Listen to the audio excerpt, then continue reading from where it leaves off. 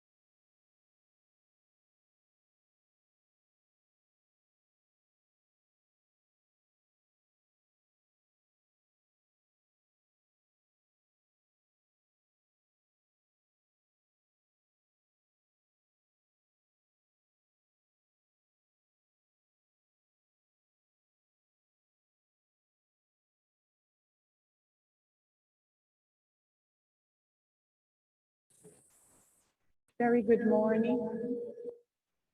Muy buenos días a todos. Very good morning to all. You are connected to the 59th Directing Council of the Pan American Health Organization, 73rd Regional Committee of WHO for the Americas. This is day 4 of our meeting. Welcome for those that are joining us today. I would kindly ask your indulgence with a few more minutes. We are confirming quorum to be able to start the council. So if you stay with us a few more minutes, and we will start as soon as we have quorum. Thank you.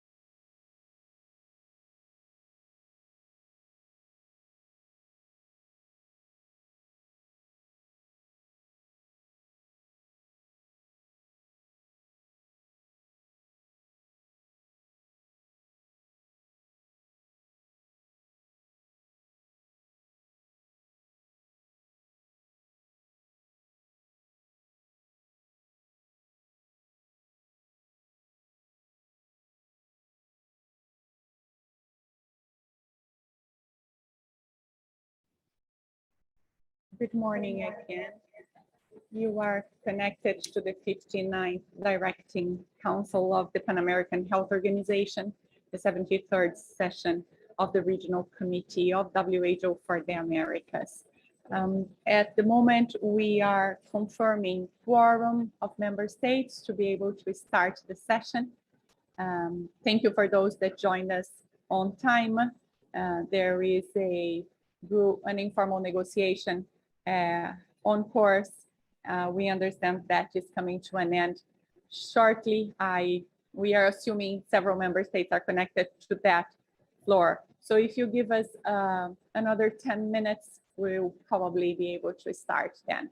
At the moment, we are waiting for quorum to start. Thank you for joining us. We'll be with you soon.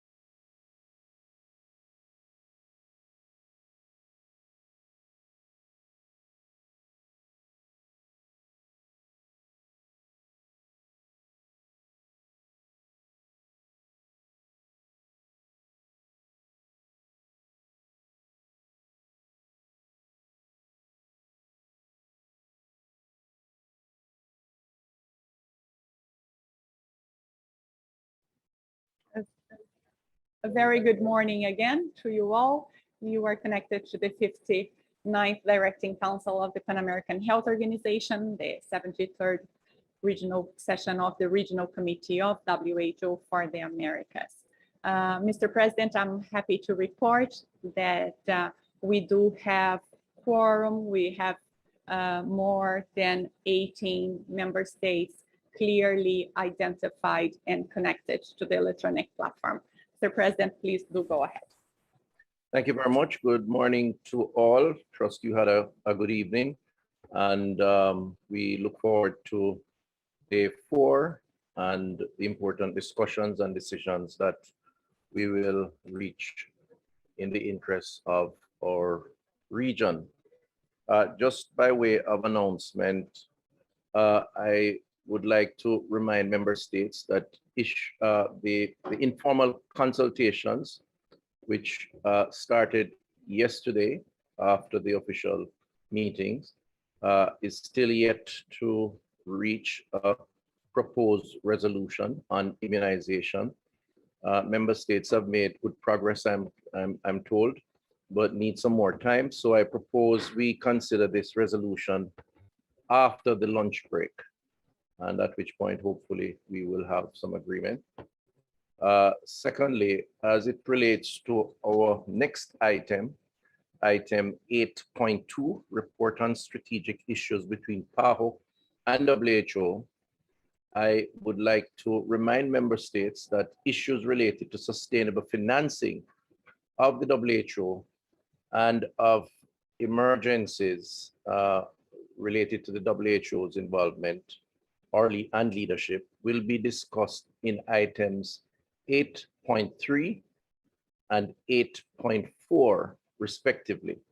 So I say this to encourage us to keep focus on your comments on the issues of 8.2, recognizing that even though those two issues may be touched on, the substantive discussions around those subject areas will take place in items 8.3 and 8.4. So just by way of some guidance for members, so we can achieve efficiency in our contribution as we go forward. So we now move to items 8.2, report on strategic issues between PAHO and the WHO. I'd like to bring document CD 59 INF2 to the attention of the council and invite the representative of the executive committee to report on the said item. Thank you. Buenos días, señor presidente. Muchas gracias. Good morning, Mr. President. Thank you. The Executive Committee reviewed an earlier version of the report on strategic issues between PAHO and WHO at its session in June. In the committee's discussion of the report, a joint statement was made on behalf of a group of member states. In it, the group welcomed the adoption of the World Health Assembly resolution on strengthening WHO preparedness for and response to health emergencies, and the decision requesting the Director General to convene a special session of the World Health Assembly in November 2021 to consider the possibility of developing a WHO convention, agreement, or other international instrument on pandemic preparedness and response. It was pointed out that the region is uniquely positioned to offer strong insights and advice on strengthening WHO preparedness and response, and active regional participation in the working group set up pursuant to Resolution WHA 74.7 was encouraged. The Bureau was requested to support the engagement of PAHO member states in the working group by convening regular meetings to facilitate information sharing and informal regional discussions. The committee expressed gratitude for PAHO's ongoing assistance as member states continue to battle the pandemic and for its efforts to support countries in accessing COVID-19 vaccines through the COVAX facility. The committee also highlighted the importance of ensuring a regional perspective in the various global review processes underway. It was suggested that the report be presented to the Directing Council should provide a more strategic analysis of areas of opportunity for coordination between PAHO and WHO, with a greater focus on the results of such collaboration in order to provide guidance to member states for decision-making. Thank you, Mr. President. This concludes my report on this item. Thank you very much for that report. I now yield the floor to the plenary to begin the discussion and invite delegates to raise their hand on the electronic platform and our very efficient moderator to conduct these proceedings. Thank you very much, Mr. President. We will proceed then to take note of the request for the floor on this agenda item. We recognize Mexico. Gracias, señor presidente. Thank you, Mr. President. Mexico takes note of the presentation of this report. We consider it to be a necessary instrument for member states to be able to offer the guidance that is necessary on the different topics regarding the relationship between the two organizations. And we also are grateful to learn about the different activities that PAHO has carried out, supporting technically and also strengthening governance of WHO. Without a doubt, this relationship makes it possible for us to understand the contributions that that PAHO can lend to this process. Now, regionally and globally, Mexico recognizes the importance of undertaking periodic assessment exercises to identify financing challenges, improvements, and prioritization of scarce resources in strategic areas, and at all times to strengthen those mechanisms that would make it possible for us to gain efficiency,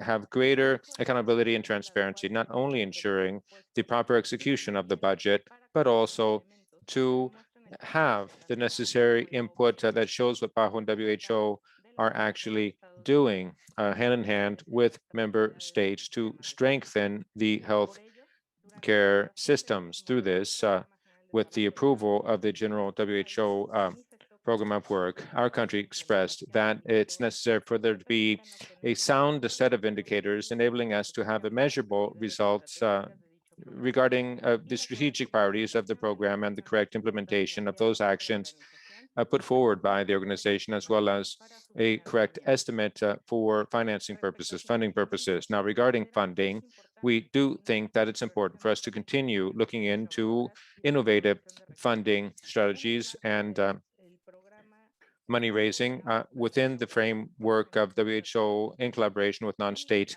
actors, and to achieve those, to overcome the challenges such as what COVID poses us with. There are opportunities resulting from a paradigm change caused by the pandemic, such as a distant work or telework, and mechanisms should be created to make that even more efficient. That is to save on travel expenses. We think it would be appropriate for a more strategic analysis to be undertaken regarding the areas of opportunity for coordination between the two organizations and of the impact of how the governance of PAHO works through the WHO transformation process, especially based on the harmonization of structures between headquarters and regional offices. To underscore these aspects is something that all member states ought to do to offer the necessary guidance. We think it would have been worthwhile for there to be a contingency plan for COVID, that is to have clear guidance of those opportunities that do exist for the region of the Americas in global fora, such as the COVAX facility, and in future collaboration with the revolving fund for vaccines. Finally, there are two strategic matters that we wish there were more clarity and visibility on regarding existing opportunities. First, the financing of the AMRO, the WHO amount of budget allocated to AMRO, and the other is to ask of the Secretariat to release, as a part of regional contributions to the governance review process of the WHO, not just methodologies, but also the practical application, and very importantly, the added value that this organization gives its member states, which has been presented regionally in Annex A of the program budget that was recently approved by this directing council. On this last matter, we would call upon the Secretariat of the WHO to recognize this very important regional experience, which we think should be held up as an example for other countries of the world and regions of the world. Thank you. We thank Mexico for the intervention. We now yield the floor to the United States, followed by Canada. Thank you, Mr. President, and good morning to everyone. The United States appreciates this comprehensive report on strategic issues between the WHO and PAHO. The report demonstrates the important work the organization continues to do to fight the COVID-19 pandemic, as well as improving health systems throughout the region. We commend PAHO's close coordination with the WHO, especially on the COVID-19 response and its critical support to member states during this unprecedented crisis. The United States strongly supports working together with our multilateral partners to strengthen the World Health Organization and make it more transparent, effective, and agile. This includes empowering its regional offices. We commend the contributions of PAHO to WHO initiatives, including the WHO Transformation Agenda, where this region's experiences and expertise can be an example for the whole WHO system. Thank you very much. We thank the United States for the intervention. We now recognize Canada, followed by Chile. But before yielding the floor to Canada, we would like to ask delegates to please speak slowly so as to all the delegations can fully understand your intervention and also to facilitate interpretation. Canada, you have the floor. Thank you very much, Mr. Facilitator. Good morning, Mr. President. Good morning, everyone. Canada thanks the Secretariat for this report and the updates provided.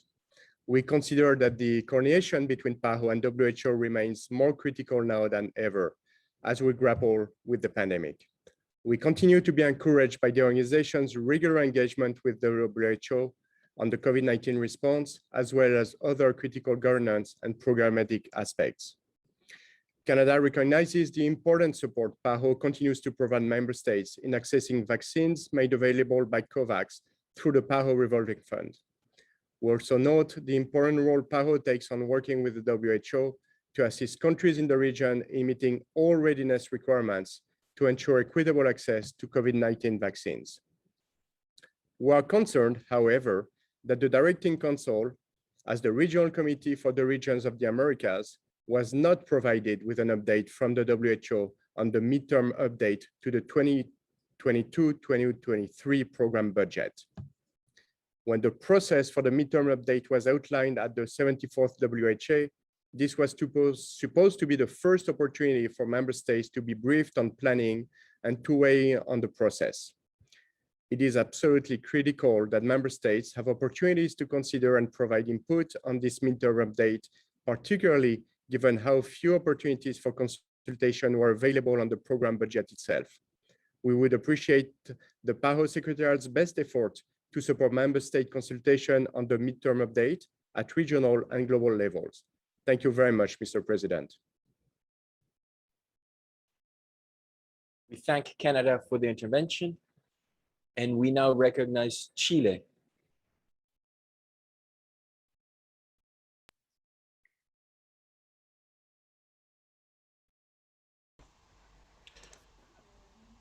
Mil disculpas, I pasamos. apologize. We will have to pass for the time being. Thank you, Chile. And Mr. President, seeing none additional requests for the floor, we turn back to you. Thank you very much for your contributions. I yield the floor to Mr. Maza, Director of the Department of Planning, Budgets and Evaluation, to respond to comments that have been made. Thank you, Mr. President, and good morning to all. I'd like to first of all thank member states for their continuous feedback and recommendations to improve this report, which is in its fourth iteration since 2017. Indeed, we have attempted to address the recommendations of the Executive Committee, and as noted, and we welcome the feedback from member states and appreciation that the report has indeed been expanded to cover from strategic issues, governance, policy, to operational and programmatic aspects. I'd like to address some of the points raised by Mexico, the US, and Canada. Let me switch to Spanish for the Mexico points. Muchas gracias, Delegada de Mexico. I thank the delegate from Mexico. We do take note of your recommendations, very specific recommendations. We will continue seeking out ways to reflect these opportunities, and with the results that stem from this very important collaboration with WHO, we've tried to sum up some examples in the annex to the document, and we will continue seeking out ways to continue doing that without there being any duplication of topics in this report that are covered by other topics on the Directing Council's agenda. This is our best way to sum up these topics. We do know there are other matters taken up in other areas of the agenda of the Directing Council on specific areas you've mentioned regarding financing the budget by WHO. We have included an update in the document in which we noted that progress has been made in the financing, closing by 25% the financing gap, but that's still a sizable gap.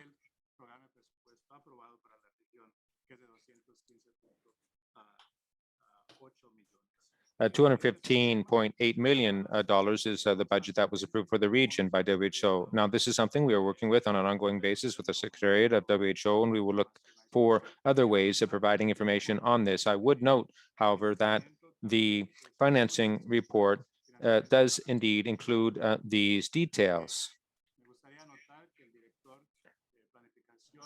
Now, the Director of Planning and Resource Coordination is listening in right now, and we will continue to work with that director. Now, those initiatives implemented by WHO, as well as the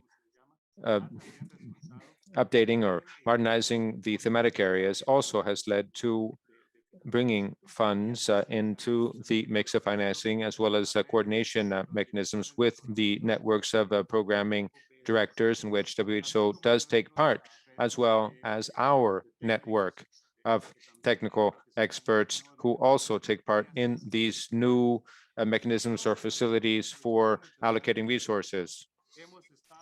Now, on the other matter you raised, we have been engaged in exchange with the WHO Secretariat, that is from the planning department here at WHO of PAHO, to share our methodologies. We've been doing so since 2016. I would also note that certain aspects of methodology that we have been applied in other regions of WHO, and we will continue collaborating with the director, our counterpart at WHO, on that. US and Canada, thank you again. We would like to note indeed that in addition to the COVID work, we did make a summary of other technical aspects of collaboration which are ongoing. And again, not to duplicate what is in other agenda items, which we attempted to strike a balance as well in this report. But we did highlight many aspects in the health systems, NCDs, tobacco control, gender, and aspects of financing as well, where, as I said before, we keep seeing a positive trend, but we still have a significant funding gap that we continue to work with the Secretariat to finance of the AMRO portion of the budget. Canada, if I understood correctly, you're referring to the midterm review report of program budget 2021. We include a reference to this report to which the region contributed with our own experiences and our results. That was presented indeed in the results report that was considered by the Assembly in May. But I also note that you're referring to a process that is ongoing, which is the revision of the program budget 2022-23 of WHO, which is ongoing. And perhaps when we speak about the sustainable financing, Mr. Holo can update there. We will continue, and wherever the opportunity is, to continue informing member states of that process and sharing information that is relevant to you, as the member states are also participating in that global process of WHO's program budget revision as requested by the Health Assembly in May. Mr. President, just to note again, we'll continue to work on these recommendations as we move forward in future iterations of the report. Thank you very much. Thank you very much, Mr. Mazza, for your comments. And I would now turn to the Madam Director, Dr. Etienne, for any comments that she may have. Good morning, Mr. President. Good morning, member states, delegates, and colleagues. On this agenda item, I just want to give the assurance to member states that the Secretariat continues to work very closely with WHO's management, leadership, and technical areas in a mutually learning relationship, sharing what are some of the best practices across all 6 regions.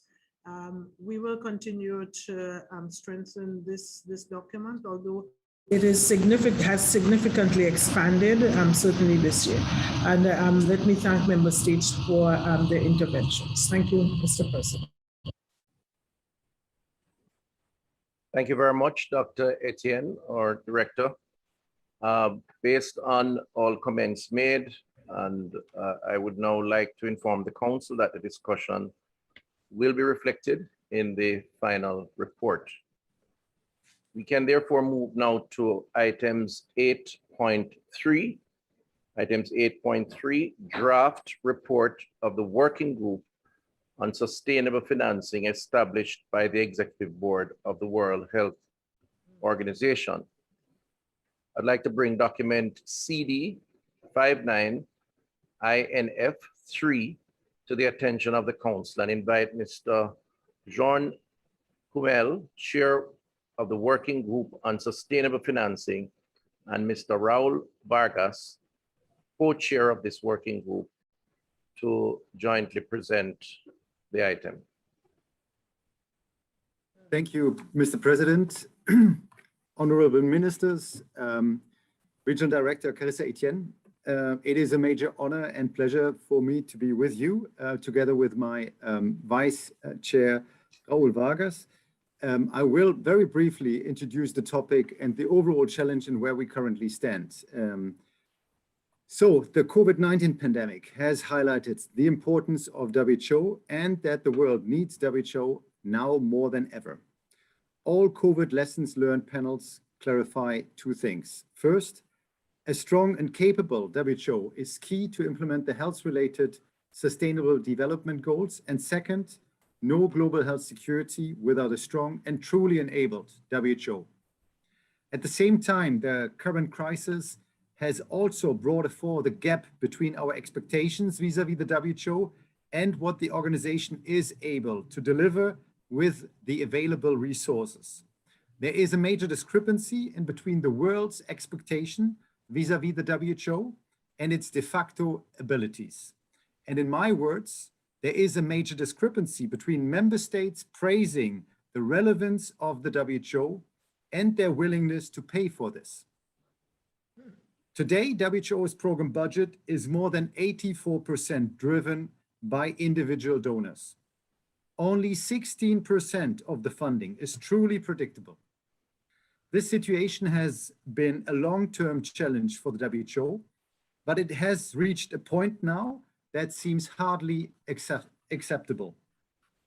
This was the reason why the World Health Assembly called on member states in the context of the COVID-19 pandemic to provide sustainable funding to WHO to ensure that the organization can respond fully to public health needs.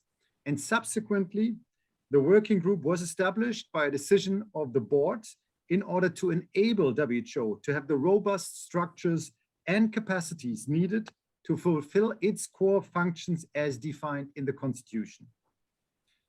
All independent panels, including the Independent Panel for Pandemic Preparedness and Response, share the same assessment. WHO's financing is fundamentally rotten. And this assessment is not new. There have been several attempts over time to fix this. Yet, no major improvement has happened in the past 30 years.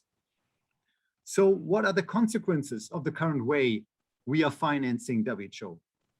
Since donors provide about 84% of the resources, and since only those things and activities get done which are funded, it is de facto the donors who set the priorities of the organization, not the member states.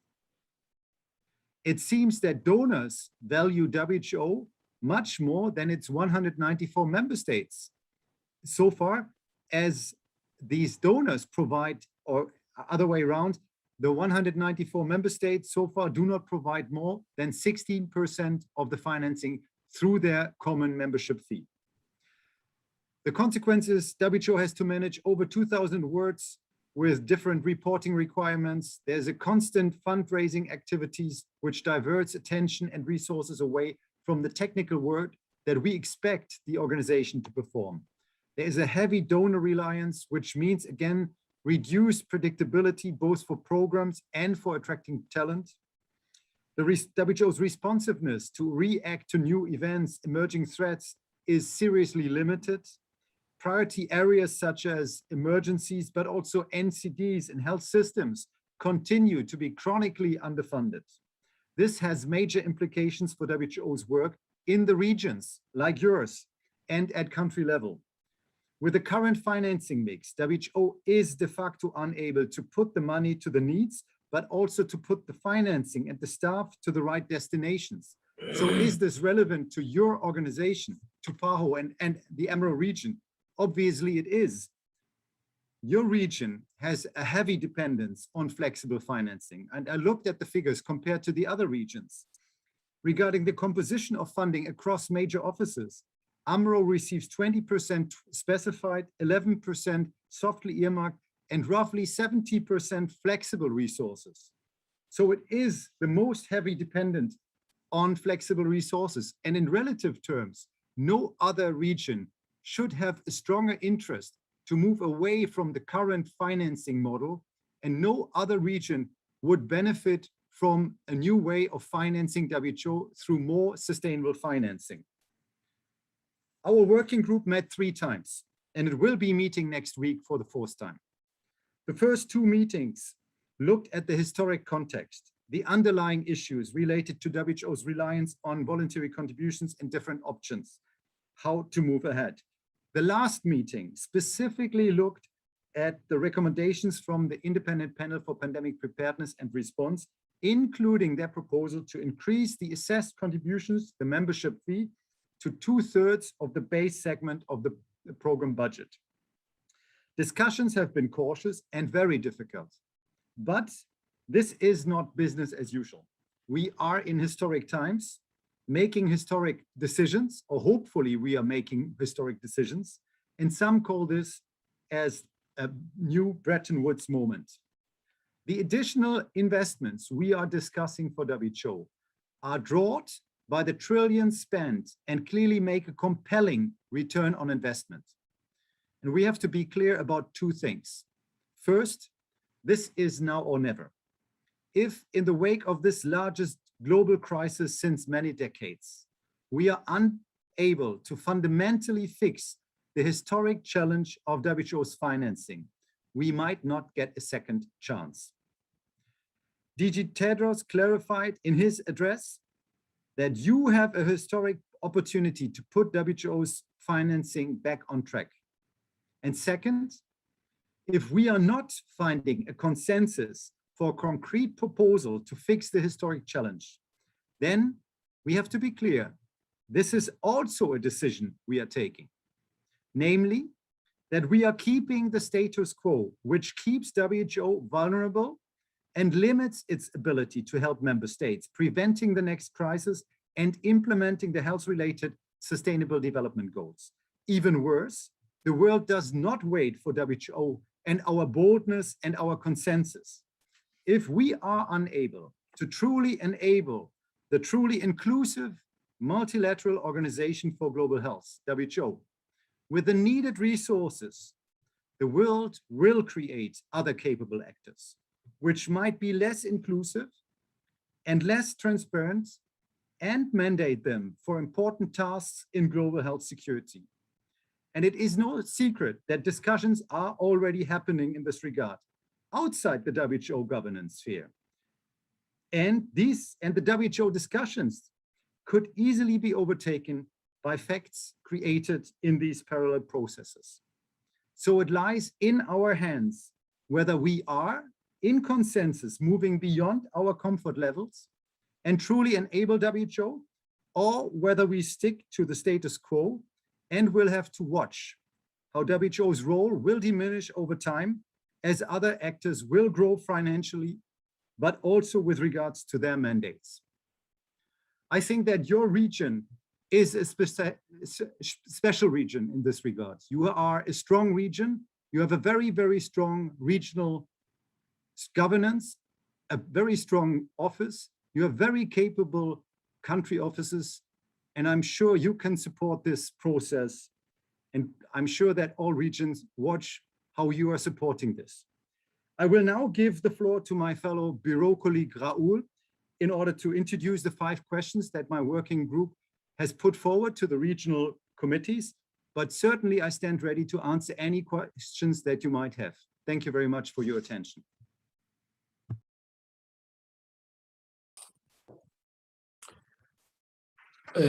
Muchas gracias, Presidente. I thank you very much, Mr. President. It is my very sincere pleasure to greet the heads of PAHO and all of the national representatives and other experts who are with us today. And I'm very grateful for my colleagues, Mr. Bjorn Kommel's statement and giving me the floor at this time. He has rightfully and properly summed up the bottom lines, as it were, of the 3 working groups that have been held. And with those who participated, we have come up with 5 basic questions, which I'm sure you have read, but boil down where we stand, and which we very much urge every one of the national delegations to take on seriously, and above the national delegations, each one of the regions, to really drill down and take seriously to answer as a means to come up with some guideposts as we all move forward. And so, as Mr. Kommel, I think, very starkly explained and robustly put forward, there's very little for me to add. I would merely suggest and remind those who are with us is simply to understand that what I'm saying now here is in a personal capacity, as a liaison with our region, as indeed is the case with relevant positions and colleagues who liaise with their own respective regions. And so here we are. With regard to sustainable financing of PAHO, it is clearly a timely question to consider and will be greatly benefited from the respective inputs of the members of PAHO and the PAHO's respective regions. So frankly, all I can do is to urge you to keep at it through your national delegations, through your working groups. And may I remind you that I sincerely am at your service and beck and call should you need to contact me for further information. Thank you, sir. Thank you very much for the report that was advanced by both gentlemen. I will now yield the floor to the plenary. Delegates, please raise your hand using the electronic platform, and our moderator will recognize you in the order in which your hand is raised. Thank you. Thank you very much, Mr. President. We will take note of the request for the floor on this agenda item. And we recognize Canada, followed by the United States. Thank you very much, Mr. President. And I will take this opportunity to say hello to my friend and colleague from Germany, wishing to see him very soon in Geneva for upcoming discussions around the WHA. I would like to thank him for this very bold report on the work of the working group. That being said, I'd like to say that we really appreciate PAHO's effort to host information sessions for the region on this member state working group. The region's active participation in these discussions is critical, as pointed out, as the outcomes from this working group could significantly influence the future of WHO's financing and how it distributes its resources.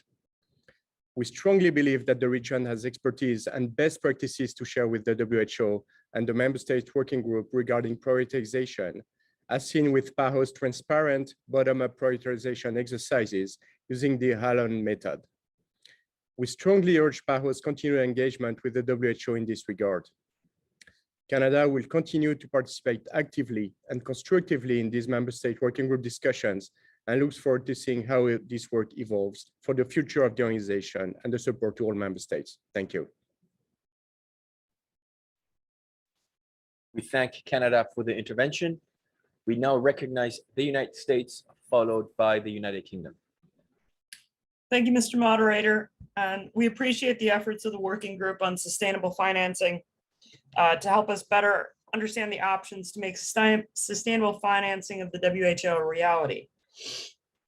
We also appreciate the engagement of the chair, Bjorn Kommel, with the regional committees and the questions shared with the member states.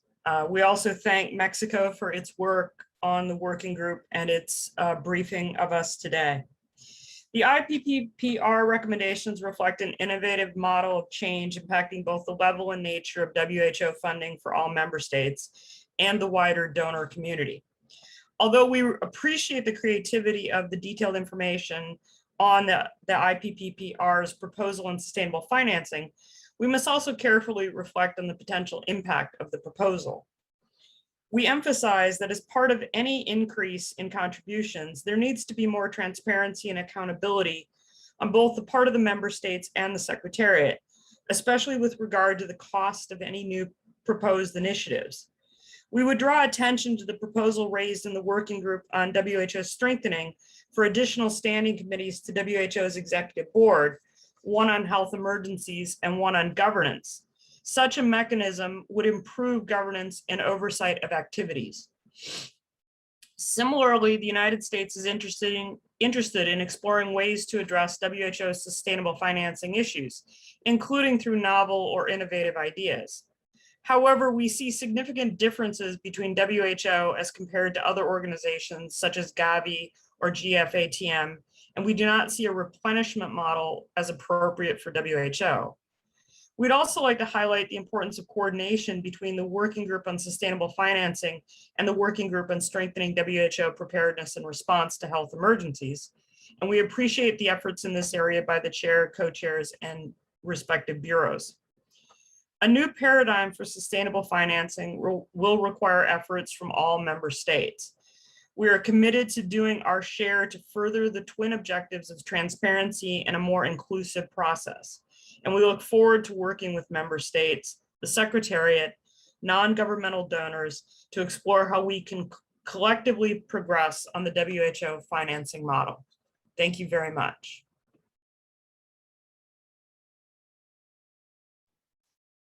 We thank the United States for the intervention. We now yield the floor to the United Kingdom, followed by Mexico. Okay, thank you. The current WHO funding system is not working effectively, and this will inevitably impact WHO's efficiency and ability to deliver. That is why the UK supports the Working Group on Sustainable Financing and have been active in discussion so far. WHO needs more flexibility and predictability in its funding, and we as member states must match our funding to our rhetoric about the value we place on the organisation. The UK therefore supports a genuinely significant increase in ACs as a first step. This is how we as member states demonstrate our commitment to our organisation, and as assessed contributions are based on the negotiated UN scale, they reinforce the principle of member states' ability to pay. But this is not the only answer. We need to be more creative in finding solutions and want to explore a replenishment for WHO. We recognise it is not an obvious fix, but let's not stop us seeking a way to make it work, perhaps by focusing on a pillar or a quantifiable part of it. Realistically, any funding model for WHO will continue to be a mixed one, at least for the foreseeable future. That is why we must also continue to seek ways to increase the flexibility and predictability of our voluntary funding, and the UK as the largest provider of CVCs will continue to advocate for this. Of course, these improvements in funding must also go hand in hand with our continued reform of WHO, and we must ensure those links throughout. We welcome the questions directed to the Regional Committee. This has been a useful way to help the discussion. It is important to go beyond these questions and have an open and inclusive dialogue and find practical solutions. This issue is central and affects us all in our organisation. We therefore look forward to and have greatly appreciated hearing the views of others today and during the working group discussions next week. We would like to thank the working group chair and the Secretariat for making these discussions accessible to all.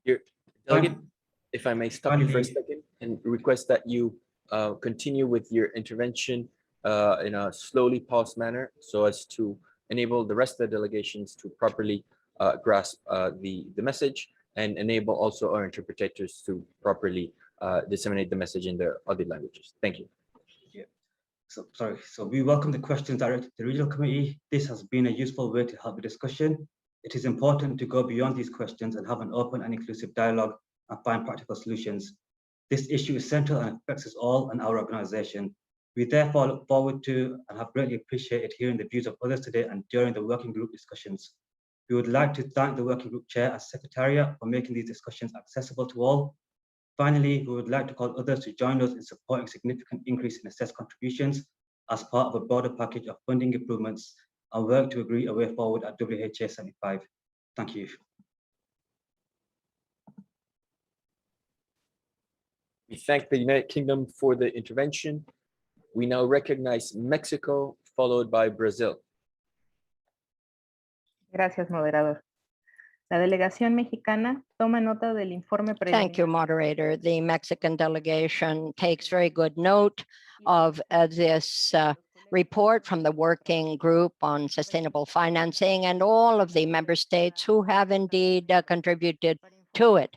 We do recognize the work that PAHO has done, bringing us together to understand better what is happening so that we might at this directing council be in a better position to tackle the issue and understand its impact on the region. We believe that that working group really represents an ideal space for discussion and consideration of the working program of WHO, particularly in such a situation as we find ourselves in, of a great crisis with the pandemic that is upon us and those which may come later. So Mexico considers that sustainable development in and of itself will not be sufficient to meet the goals set by WHO. There are other elements that have to be borne in mind, like proper thematic attention, the results-based focus, technical cooperation for the generation of capacity or capacity strengthening, as well as an ongoing focus on performance, accountability, and other important issues. Coordination and implementation of the activities under the three models of the organization are therefore important in order to ensure that our expenditure is as effective and efficient as possible. The works on financing, together with the working group on WHO response, should be better coordinated so to avoid a duplication of efforts and aim for better and more tailored effects. Mexico thinks that where specific percentages have been allocated in assessed contributions through the program budget of WHO, more attention needs to be made on priorities and available resources. I'm talking about an adequate distribution of resources on the basis of proper planning, programmation, and budgeting of same. To that end, it's also important to look at existing financing by type of programs in order to avoid broadening the scope of working programs so long as financing isn't available for it. We believe that additional sources of financing should therefore be explored, novel and innovative, hopefully, failing which some of these commitments simply won't be able to be taken up, particularly given the present health and economic juncture that we all find ourselves in the world. This has to do with international governance of health, both regional and global. As to the financing alternatives that are put to us, we think it's important to manage better coordination amongst the three levels of the organization, including the agencies and programs of the UN system, as well as among and between partners and, I should say, partnerships and alliances, and within the G20 inter alia.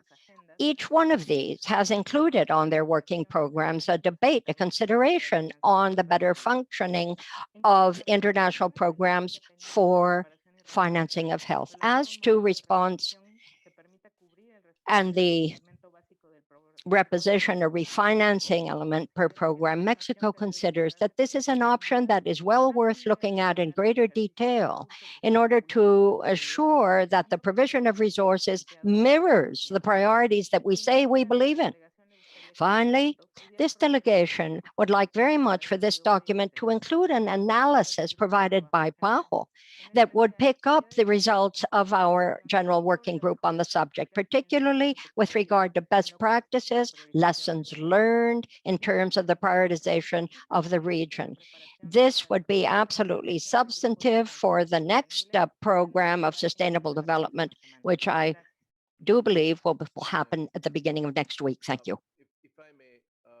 Intervene just for a bit. Sorry to break the schedule and the trend. However, if all delegates are to benefit from the contributions, which I'm sure each speaker would like all the delegates to benefit from their thoughts and contribution, we have to maintain the protocol of speaking slowly so that the interpreters can interpret And so you get the benefit of influence to all other member states and delegates who are listening. So for those who are online, I'm going to ask you very kindly to make your contribution by maintaining a pace sufficient to allow our interpreters, who are doing a very good job, but are having a very difficult time keeping up. And if a delegate joins the meeting later on without these instructions, I would like to encourage you to see it as your duty to inform them so that they maintain the protocol also. I think this is best for the meeting, and it's best for you to ensure that your contribution is heard, is recorded, and has the impact and influence that you desire. Thank you very much, Mr. Moderator. Mr. President, thank you very much for your guidance. We now recognize Brazil, followed by Argentina. Muito obrigada, senhor moderador. Thank you very much, Mr. Moderator. Brazil has actively taken part in discussions within the framework of the working group on sustainable financing. As we saw in the prior presentations, we do face a huge challenge to align this organization's budget with its programmatic priorities, mindful of the impact of contributions are tied to the organization's ability to prioritize and implement those activities that it sets out for itself. The pandemic has imposed additional costs to countries in response to the pandemic or to roll out social protection measures. This new reality has meant that many member countries are not capable of increasing their regular contributions. Now, this backdrop needs to be borne in mind in budgetary discussions at PAHO and WHO. The working group on sustainable financing had the opportunity to discuss some mechanisms to promote the efficiency of PAHO as well as or WHO, as well as the work done in keeping or mindful of the need for budgetary sustainability. It calls for a creative approach and the need to provide the means for the organization to strengthen national health care systems and that they be resilient. But also there's a need for many countries, especially developing countries, who face fiscal challenges at the same time that they are running into fiscal difficulties given the money expended on fighting the pandemic. Now, the Brazil is engaged in, would like to play its role in discussing creative ways to address these issues so that we could promote a streamlined use of the budget so that we can ensure effectiveness and coherence of consistency of the work done by WHO and PAHO. Thank you. We thank Brazil for the intervention. We now recognize Argentina, followed by Paraguay.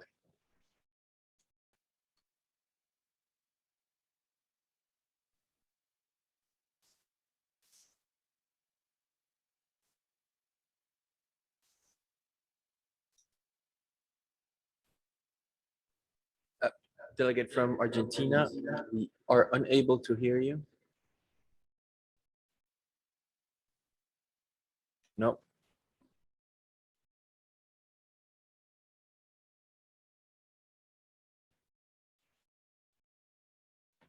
Let us move ahead then with the speakers list. We will come back to you after we yield the floor to the delegation of Paraguay.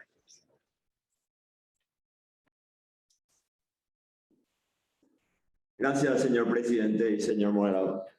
Thank you, Mr. President, moderator. Our delegation would like to express thanks for the plenary report on the sustainable financing.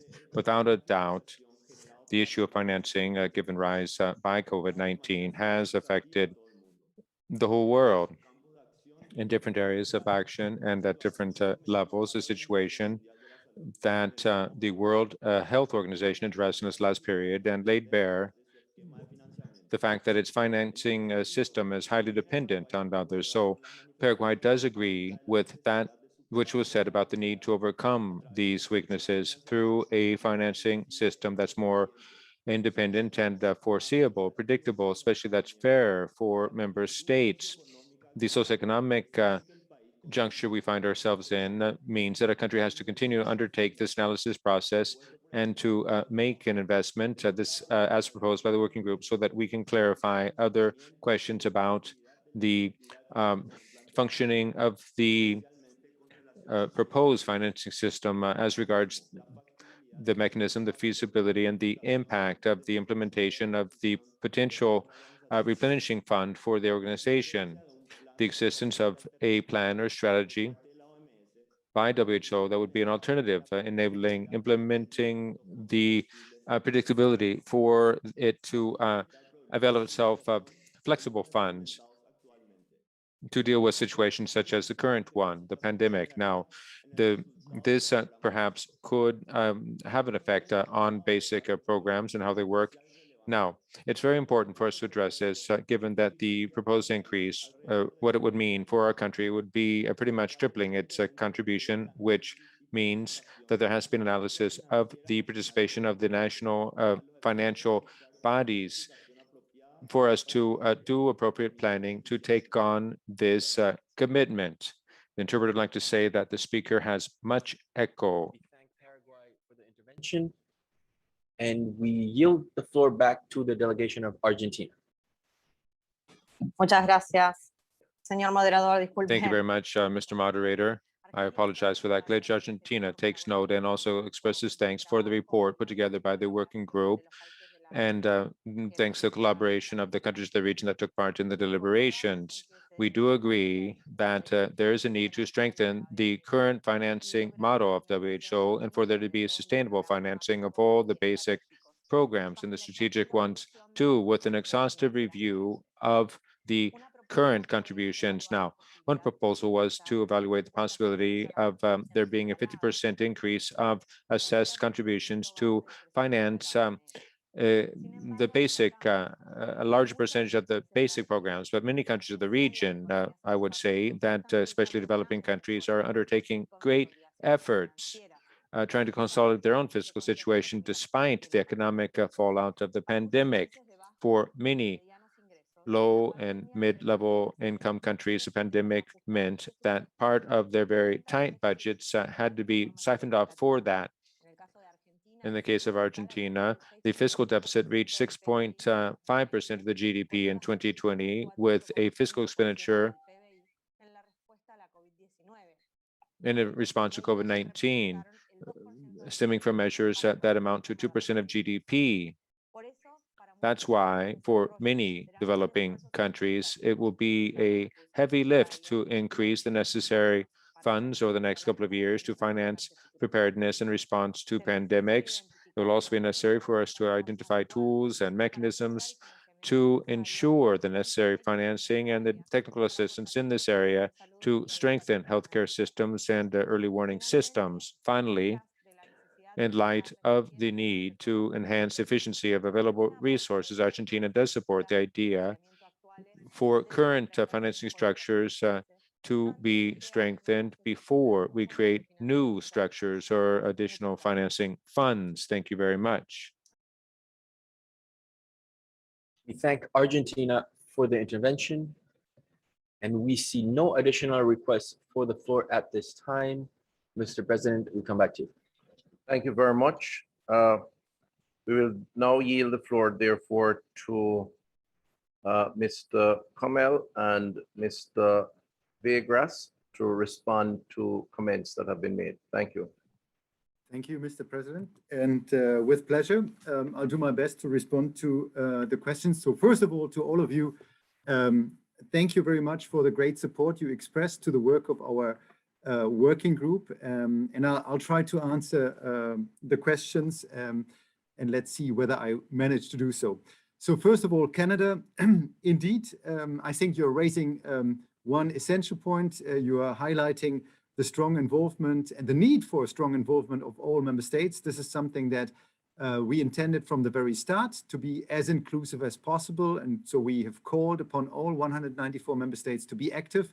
And indeed, your region, the Emerald Power region, is very active in the working group, outstandingly active, I would wish that other regions would be as active as yours, but still, I think all voices need to be heard. It's really a great pleasure to see this involvement and the support of your region.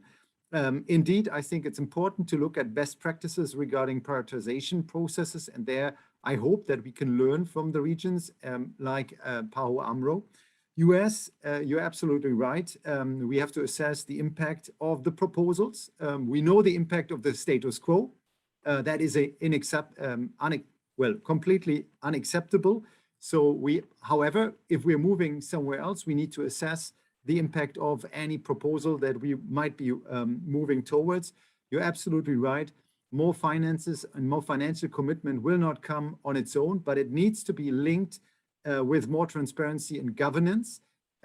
This is exactly why I believe the proposals that are on the table that have been submitted, such as the additional standing committees that are closely linked to the work in our working group, are great. They are great proposals, and I think they balance out exactly what we need to achieve: more transparency and governance.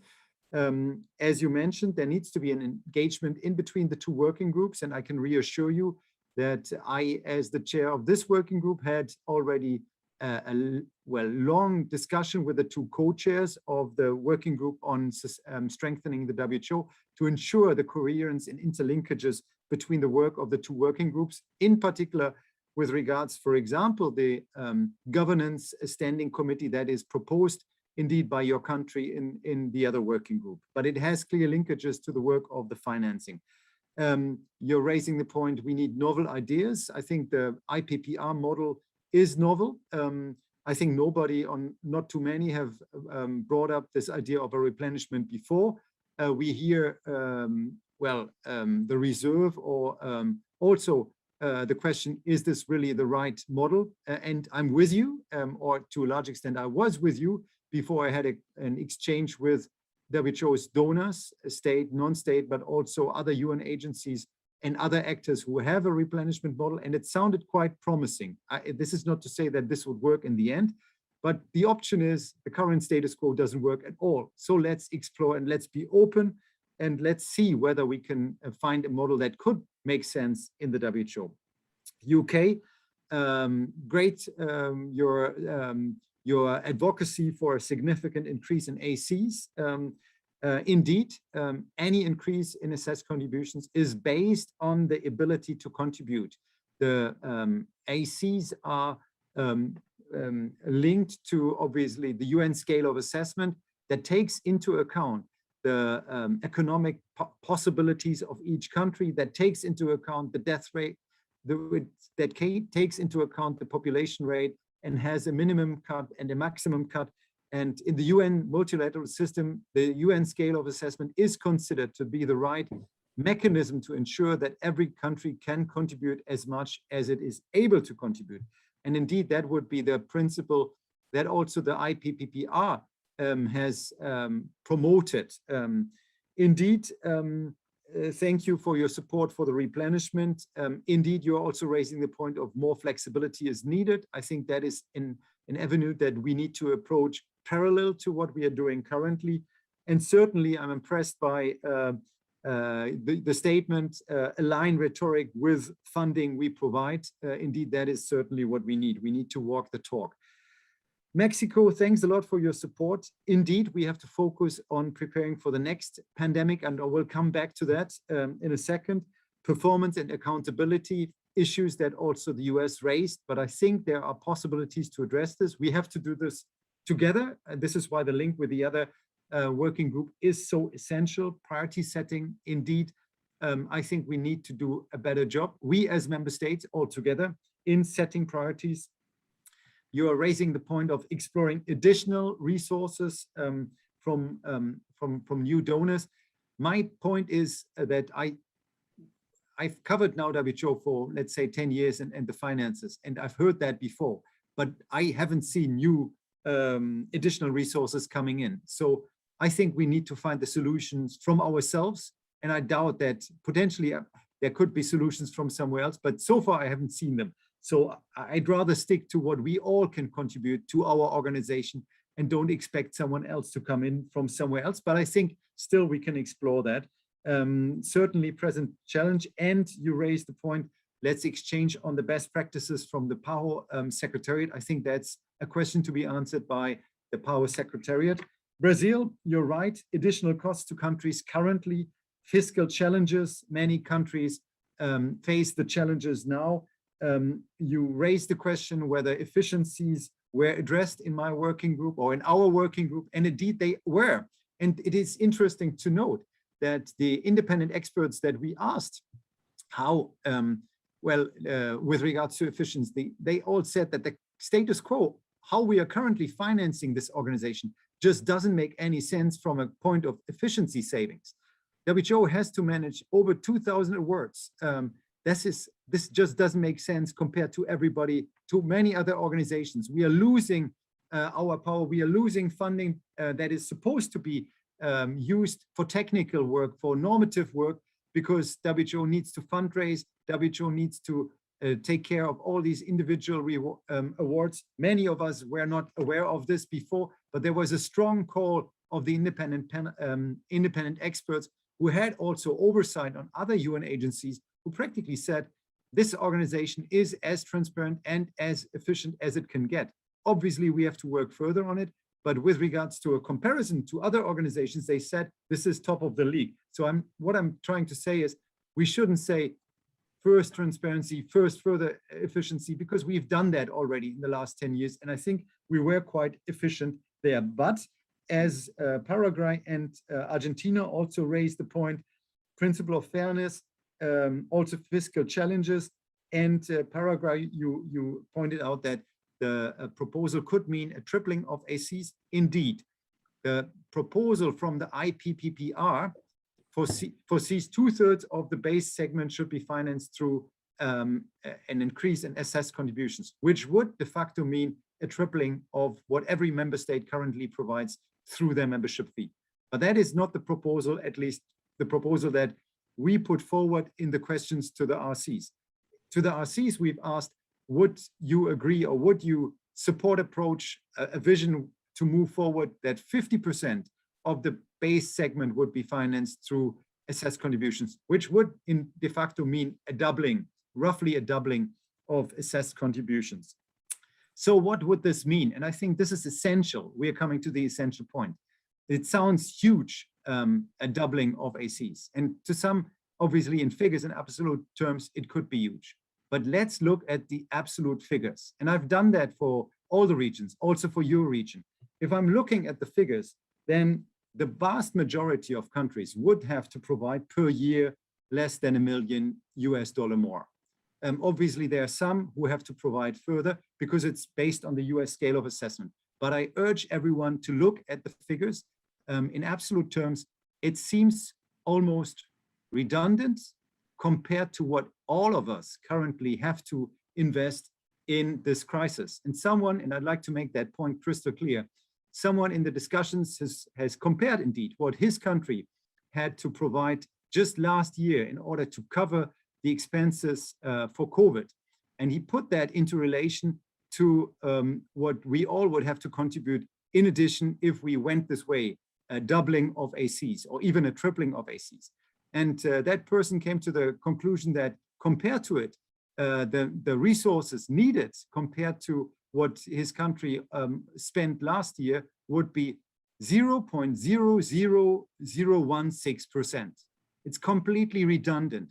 So what I'm saying is, if this investment, if this additional investment gave us the chance to avoid a situation we are finding ourselves in since the last 2 years, and potentially for the next few months further, depending on how the pandemic develops, it would be a great investment and a great return on investment. And indeed, it would spare resources in the future. And I think we need to be absolutely aware of that. And I hope I have touched upon most of the questions, and sorry for potentially having forgotten to answer one or two of these, but I did my best. Thanks a lot.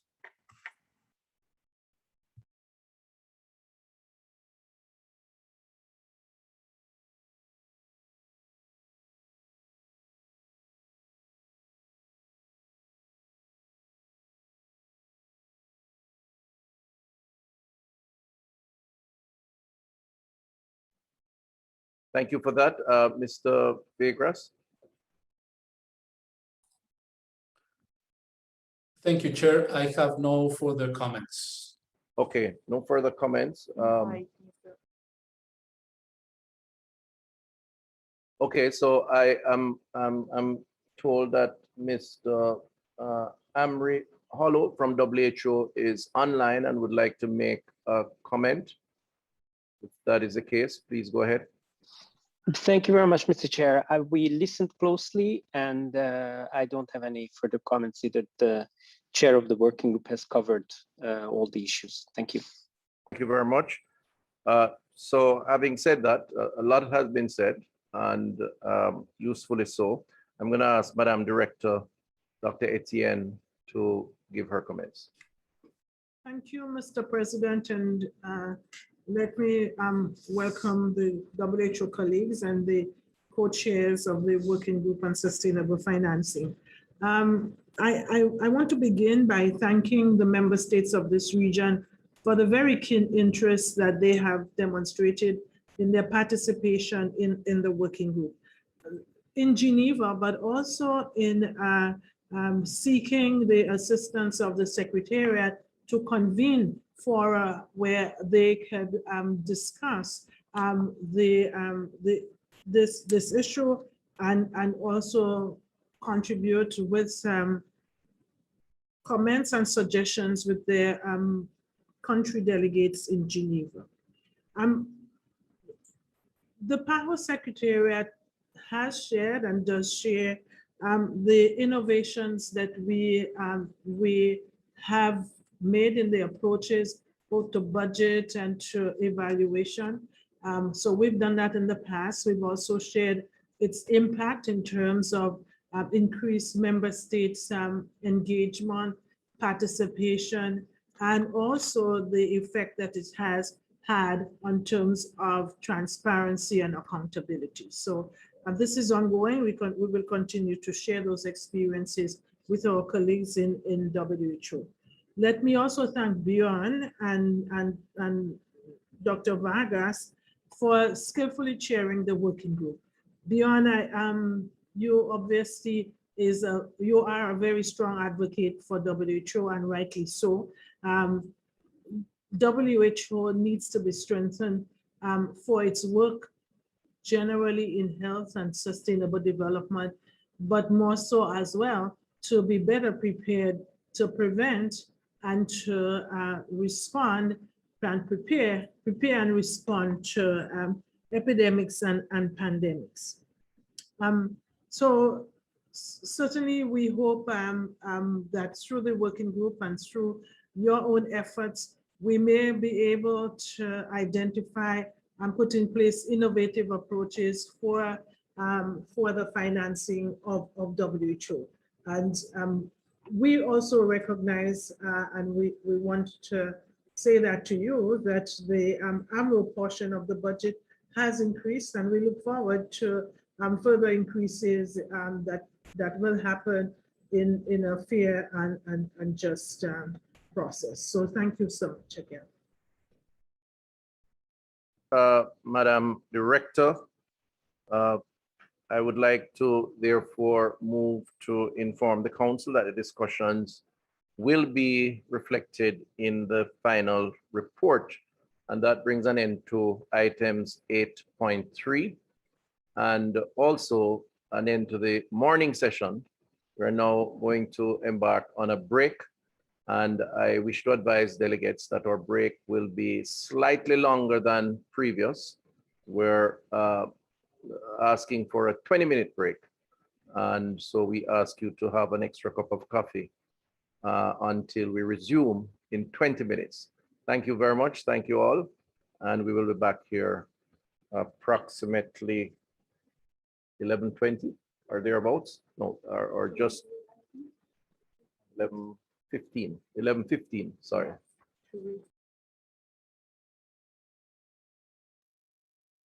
After the break, we do item 8.4.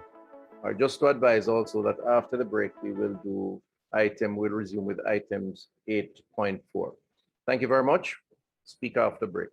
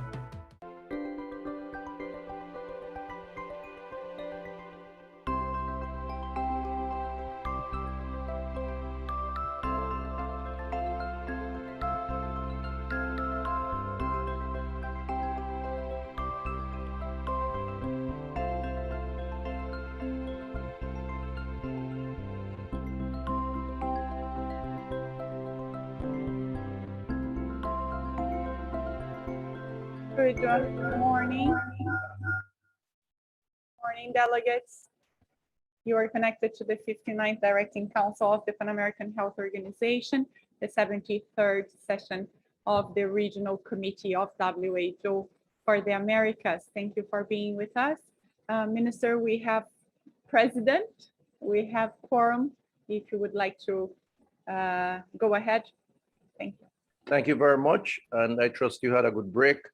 We are now going to be looking at item 8.4. That's a report on strengthening PAHO and WHO preparedness for and response to health emergencies, items 8.4. I'd like to bring document CD 59 INF 4, that's CD 59 INF 4 to the attention of the council.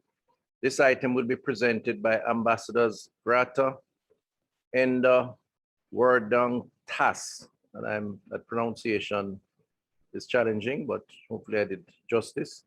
Mr. Colin McKeith, co-chairs of the Working Group on Strengthening WHO Preparedness and Response to Health Emergencies, and Dr. Ugarte, Director of Department of Health Emergencies of the Pan American Center Bureau. And the order of presentation, we will begin with Dr. Ugarte, and then we go to Ambassador, and then thirdly, Mr. McKeith. So Dr. Ugarte, you have the floor. Thank you, Mr. President, Madam Director, distinguished delegates, colleagues. The 74th World Health Assembly adopted a resolution and a decision related to strengthening WHO preparedness for and response to health emergencies. And the WHO Secretariat then informed that it would cost around 1.4 billion to implement the actions requested in the resolution. And the Secretariat also informed that there was a gap of 1.2 billion for actions requested to WHO. The resolution also established a member states working group on strengthening WHO preparedness and response to health emergencies, whose report will be presented after my intervention, as you mentioned, Mr. President. The PAHO Executive Committee, 168th, requested that the Secretariat support member states' engagement with the working group on preparedness and response, and by convening regular meetings to facilitate the participation of PAHO member states in that working group. As requested, PAHO organized 3 information meetings between 12th of July and 26th of August, and over 230 participants from member states were connected in these sessions, and this topic was also presented at the last periodic COVID-19 meeting that the director has with the Ministers of Health on the 9th of September. At the request of participants at these virtual meetings, a repository site was created in Microsoft Teams where participants may read, download, and upload documents and contributions from member states. All countries at these meetings informed that the hour of the working group on preparedness and response meetings between 2 a.m. and 4 a.m. for most of the countries in the Americas had limited participation of their government's officers in their capitals. Regarding health emergencies, Mr. President, distinguished delegates, the goal of the Pan American Sanitary Bureau in preparedness and response is to assist member states to strengthen their health action capacities in the areas of prevention, risk reduction, preparedness, surveillance, response to and early recovery from emergencies and disasters related to any hazard, natural, man-made, biological, chemical, radiological, and others. The Secretariat's approach to emergencies involved close and embedded work at country level, and when large emergencies and epidemic events occur in the region of the Americas, the Secretariat normally prepositions technical staff and deploys within 24 hours a disaster occurs or an epidemic is identified. Some examples of this type of response were mounted during the outbreak of yellow fever in Paraguay, H1N1 influenza pandemic in Mexico, cholera in Haiti, Zika virus in Brazil, measles in Venezuela, hemorrhagic fever disease in Bolivia, dengue in many countries, and numerous other emergencies. While the Secretariat, while PAHO fully complies with and is aligned with the international health regulations, the Bureau does have specific provisions to initiate the response to pandemics or disasters in the region of the Americas following its emergency response procedures. These are implemented by all 3 levels of the Bureau, regional, sub-regional, and country levels. And the Secretary also implements other actions that are not included in those provisions, including such actions that comply with the PAHO's mandate, regulations, rules, plans, and budgetary requirements. To the extent of which those deliberations of the working group will have implications for the member states and the Secretary of PAHO will depend on the capacity and will of our member states to set priorities and advocate for them to be acted upon within the working group. Member states have the delicate task of finding a balance between potential gains deriving from the immediate negotiations of an international instrument, in addition to the international health regulations, and the careful crafting of solid foundation of the future global health emergencies architecture, taking full stock of the experience and responding to ongoing COVID-19 pandemic that prompted the referred resolution and decision. This is one in a generation opportunity to make the global health emergency preparedness and response fit for purpose and to strengthen its foundation. The Directing Council is invited to take note of this report and provide any comments it deems pertinent. Thank you, Mr. President. Thank you very much, Ambassador. Thank you, Mr. President. I think actually we've discussed, and I will speak first from the co-chair perspective. It's really a privilege to be here today. Excellencies, Madam Director, distinguished participants. I'm really excited to be here, both as your regional representative from the Americas and as co-chair of the Working Group on Preparedness and Response. It is our goal as a Bureau, all 6 of us, and our complete commitment to have as many direct dialogues with policymakers and experts on the ground from all WHO regions. And so we really appreciate the opportunity and the invitation you extended to us today to join this regional meeting. Indeed, an increased engagement in the meetings of the WGPR from all members of the region is crucial. I completely agree with my colleague Ciro that this is a historic opportunity that we have, and also a very delicate balancing opportunity that we have. As is often the case in our region, with so many active voices and strong voices and national experiences, we have a lot of diversity in our region in terms of policy priorities and perspectives. And so bringing that together in a consensus way for the good of all of us and for the good of these institutions, to both WHO and PAHO is our shared priority. Our commitment to you as a Bureau is to make sure that we take full consideration of every input that we receive. In particular, again, your experiences and challenges in preparing for and responding to a variety of health emergencies, both the ongoing COVID-19 pandemic and other health emergencies like the recent earthquake in Haiti. So just to provide a brief update on the work of the working group so far. We have met twice, once in July and once in September. We'll meet for the 3rd time from October 4th to the 6th. And I'm very happy to announce and thank you all for your very consistent and clear messaging on this. I think you will have seen the invitation to that 3rd meeting.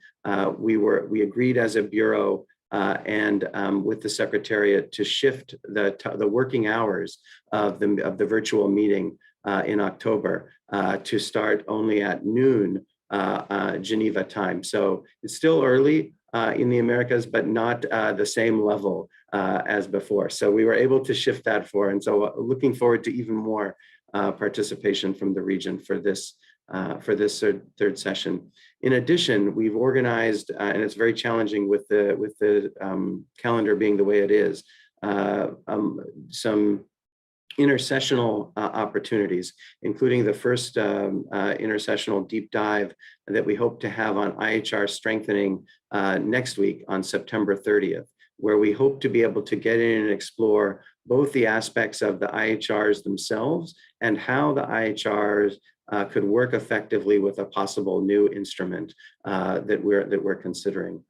In that vein, just to recap the mandates that the working group has, there were really two mandates, both from WHA 74. First, to consider the findings and recommendations of the various review panels, such as the IPPR, IOAC, and the IHR Review Committee on the COVID-19 response to strengthen WHO, and to prepare a report to be submitted to WHA 75 through EB 150.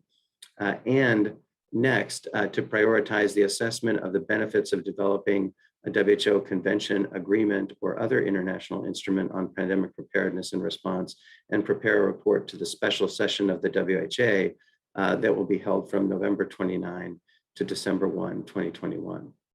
At the first meeting of the working group held in July, the discussion was mostly on procedural and administrative matters, including the establishment of the Bureau, one representative from each WHO region, and the election of the co-chairs. You have your two co-chairs here, myself, Colin McIff from the United States, and Ambassador Grata from Indonesia, representing the Searo region, who's also with us today. We also have some amazing and esteemed colleagues from Botswana for Africa, France for the European region, Iraq for the Eastern Mediterranean region, and Singapore for the Western Pacific. At the first meeting, we were able to adopt methods of work of the Bureau, as well as the terms of reference for the working group. The second meeting was held at the beginning of this month on 1st to 3rd September, and we were able to shift to more substantive issues. And I'm really happy to say as well, many more member states started to participate in the second meeting after the first.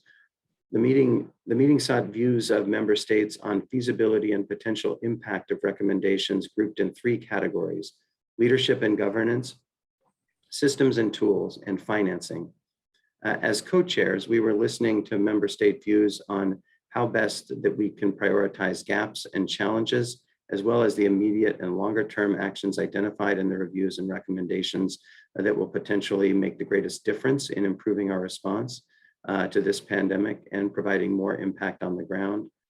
We also were listening for recognizing various policy options member states have before them that will be the most effective approaches, not only the low-hanging fruit, so to speak, the easy wins, but also the challenging ones that will take more time and effort, but are still worth taking on.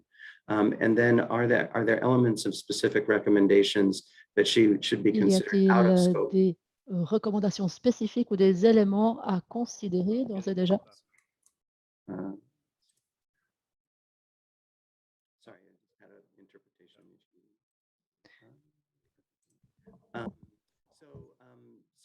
So we had those discussions, and I think the discussions, Nous avons eu des discussions qui se sont très bien déroulées. Il y a eu un accord, par exemple, et une proposition d'ajouter quelque chose sur l'équité. Beaucoup de délégations se sont dites en faveur de cette option. Et ce que l'on veut faire dans into that more, and we also have an intent to have more intercessional work beyond the first intercessional session that's planned for next Friday on the 30th, and we'll be sharing that agenda as soon as we can. I think all I'll stop there for the moment, Chair, Mr. President, and hand over to my colleague, Co-Chair Ambassador Grata. Please very much welcome your additional thoughts. Thank you. Thank you, Colin, and of course, thank you, Chair, Excellencies, Madam Regional Director, and all distinguished participants. Just to echo what my fellow co-chair has mentioned earlier, that we are, of course, very grateful for the opportunity to update the region as the co-chair of the working group on strengthening WHO preparedness and response to health emergency. I think my colleague, my fellow co-chair Colin has already provide you a very comprehensive overview on the progress that we made during our first and second meeting of the working group. Just to add my personal commitment that we as a co-chair will ensure that we listen to you. I think I'm privileged to join in the middle of your discussion with the, I think, co-chair of the Sustainable Financing, Working Group of Sustainable Financing. And we also have a different conversation with different regional group. And I have to admit that PAHO as a regional group consists more than, I think, more than 30 countries, and as well as other territory are a very active group. Listen the conversation that you have with the sustainable financing. So I'm really hopeful that we will have also similar interaction on the issue of a working group on preparedness. I believe that PAHO member state represent a very strong voice in the global conversation for us to achieve our mandate, as Colin said, and I think the regional, the PAHO director, Mr. Ugarte said that the mandate is really huge and challenging. But of course, despite the challenge, I think we need to ensure that whatever we're doing as a co-chair, we'll always make sure that we listen to you, the member state from different regions, because it's important to learn from your past practices, to learn from your challenge. So what we are doing within our mandate are going to achieve something that meaningful. And as Colin said, we are of course working to improve access of participation of member state coming from your region. We are working to adjust the working hour of the working group. So hopefully the third working group conducted in October will have more convenient working hours to colleagues from PAHO region. And we will see if the new arrangement of time works well. We see if similar arrangements need to be made to the other country from different region as well, because we need to ensure fairness and equal access to all member states. And of course, the other thing is that we, my personal reflection is from the second and the third meeting that I'm actually, despite the challenge of the mandates, I'm quite hopeful and I'm quite optimistic that we can achieve something from the conversation that we listened during the first and the second working group.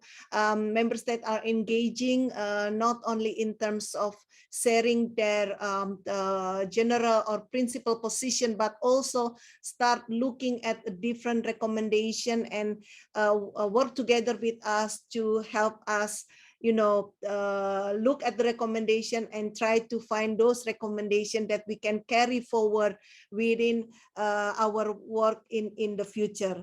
For the third meeting, we are of course continue to aim that the third meeting will also have a more substantive and productive discussion. We will working with the secretariat and also member of the bureau to produce more paper.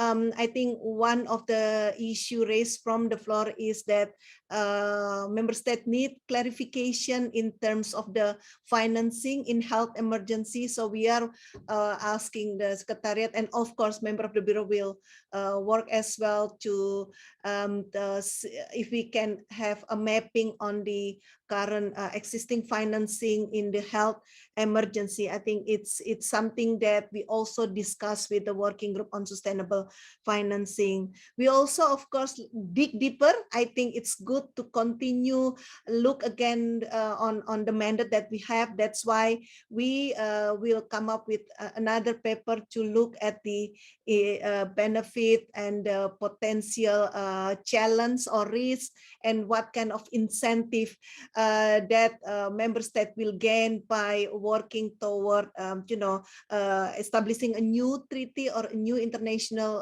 legally binding instrument, and what the same similar assessment will be conducted on the option of strengthening the IHR, including the option of amending or adjusting IHR. We need to see some of the challenge and also some of the possible benefit. So yes, it's really difficult to juggle the two mandates, but I'm quite positive.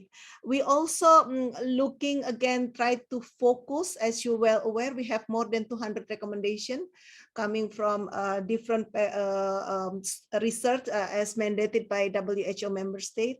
From 200, I think we try working more and more to ensure that we can sort of like what I call reduce and focus the recommendation that that can create, as Colin said, low-hanging fruit, but also which considered by member state as the key priority area, the key issue that need to be addressed by member state if we are going to benefit from the whole process. So again, I'm looking forward to hear from member state, and really would like to listen what best way us as the co-chair can improve your ability to engage, and what kind of facilitation that we as the co-chair can provide to member state of PAHO. I think it's important to ensure the ownership of all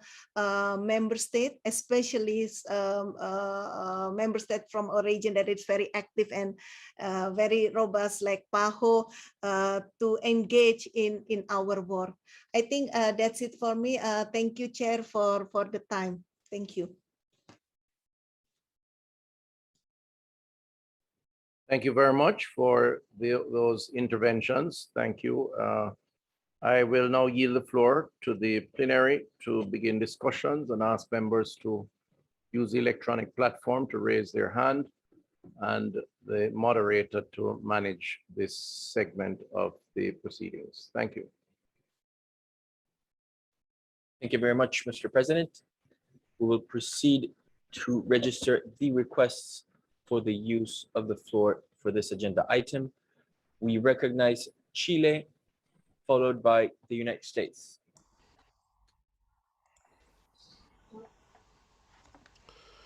Muchas gracias, señor presidente. Thank you very much, Mr. President. Chile would like to thank PAHO for preparing this report, as well as the permanent effort deployed by PAHO's teams to keep countries informed and facilitate the dialogue and coordination in the region. This reform attests to a process of the highest importance, looking after global health. Aware of the above, our country is an active participant in the deliberations regarding the strengthening PAHO and WHO preparedness for and response to health emergencies, and we follow closely the debate in the working group of member states as a result of this resolution.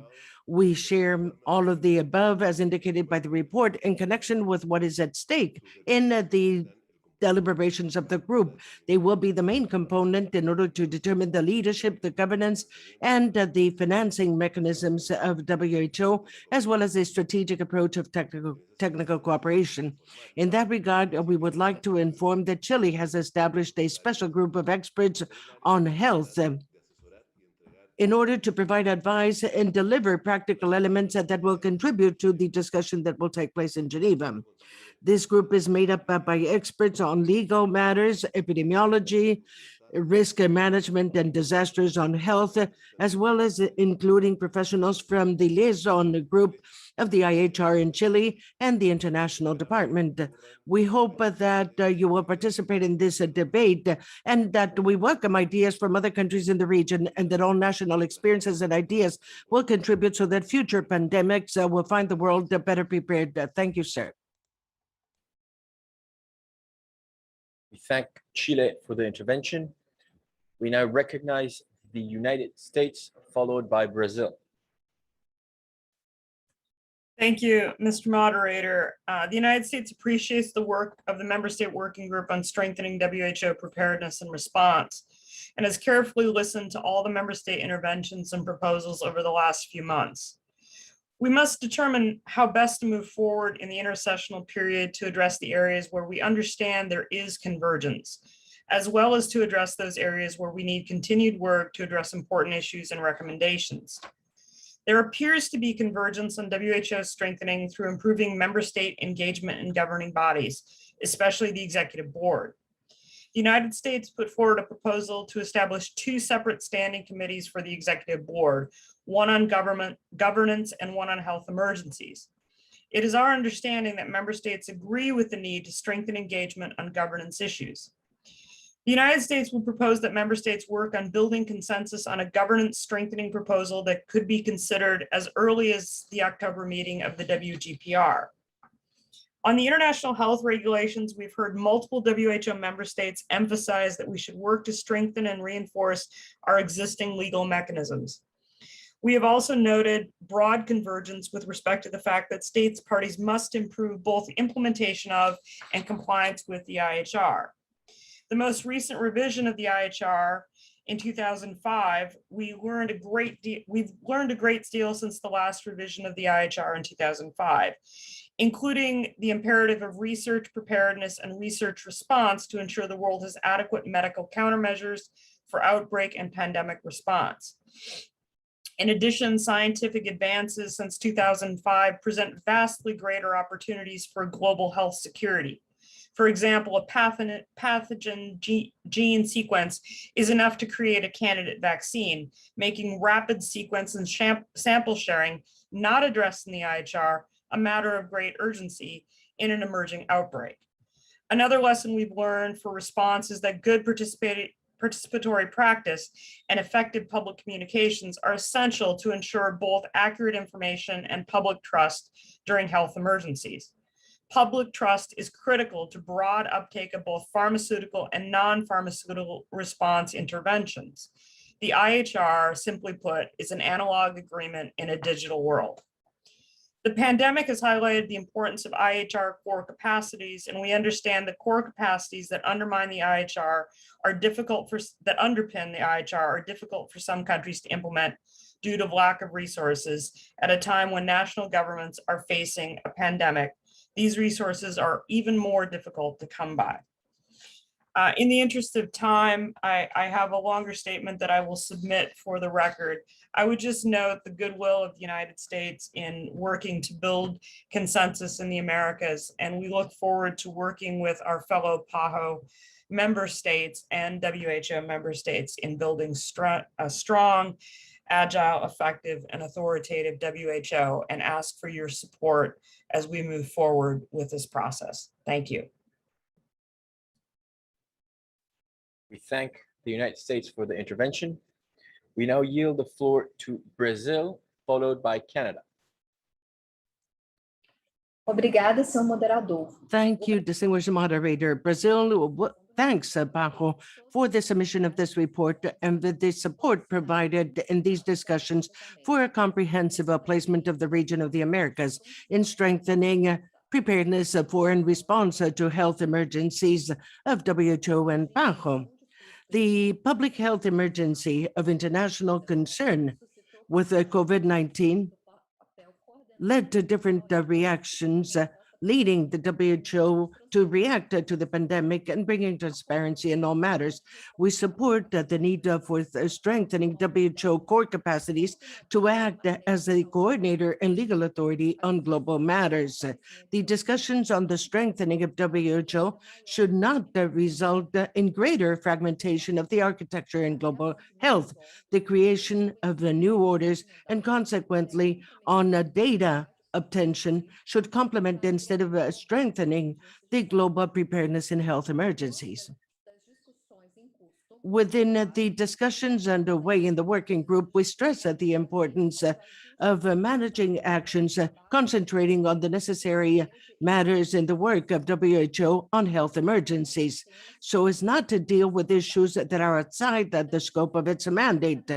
It is also essential to promote the adequate interaction with sustainable financing in order to contribute to build a share model between defined priorities with adequate movement and mobilization of resources. We understand the position of some member states on the adoption of a new international instrument on pandemics, but it is essential to acknowledge that the IHR constitutes a sound legal framework. Therefore, there are many challenges in its implementation. Thus, we understand that our focus should be the promotion of international cooperation and not the creation of new instruments. We defend that we have to improve the IHR so that the implementation of these core capacities in preparedness and response to health emergencies be further strengthened through training that will promote advanced mechanisms of verification, risk assessment, surveillance, and health challenges. On the other hand, WHO plays a relevant role in order to increase the productive capacity and innovation in countries, in order to provide technological and economic sustainability to health systems. Last but not least, we stress that one of the alternatives in order to have better response to pandemics could be through the establishment of a peer review system with the core capacities with the US based on transparent methods and shared experiences. Last but not least, I'd like to remind you the challenge faced by member states in the working group deliberations, particularly developing countries with limited resources. With the COVID-19 pandemic, the efforts of public agents ought to be concentrated in combating the pandemic. Therefore, we're facing difficulties in participating in the various stages of the negotiating process in the working group. The information is welcome when it is shared with everyone. It is a complex analysis and technical analysis, and we should follow carefully in order to respect the internal processes in each country and to ensure representativeness and participation in the decisions that are to be adopted. Thank you very much. We thank Brazil for the intervention. We recognize Canada, followed by Peru. Thank you very much, Mr. Moderator. Canada thanks the Secretariat for this report and for ensuring that it was a standalone item to be discussed at this Directing Council meeting. We also like to thank the co-chairs for their presentations and salute them for their work. We also like to appreciate the leadership of the US and the leadership it has taken, especially in the region, but also in Geneva, to ensure that all voices in the region can be heard. This unprecedented time has commanded reflection on the current global health security architecture from all angles, in particular as related to governance and financing issues. We must work together to address key gaps in pandemic preparedness and response to stop a pandemic like this one from ever happening again. Thus, it is critical that the region is actively engaged in deciding what the implications of the current global discussions will be on PAHO and in the Americas, and as noted by Dr. Ugarte, the price of it. In this regard, we applaud PAHO's continued leadership in convening member state information sessions related to the WHO member state working group on strengthening WHO preparedness and response to health emergencies, and we are grateful for the change in the timing of the next meeting. Given the multiple global initiatives and discussions that are taking place and the complexity of reforms needed, identifying certain fundamental principles may help guide our discussions moving forward. Firstly, it will be imperative to promote and ensure complementarity and cohesion to minimize duplication and fragmentation of our initiatives.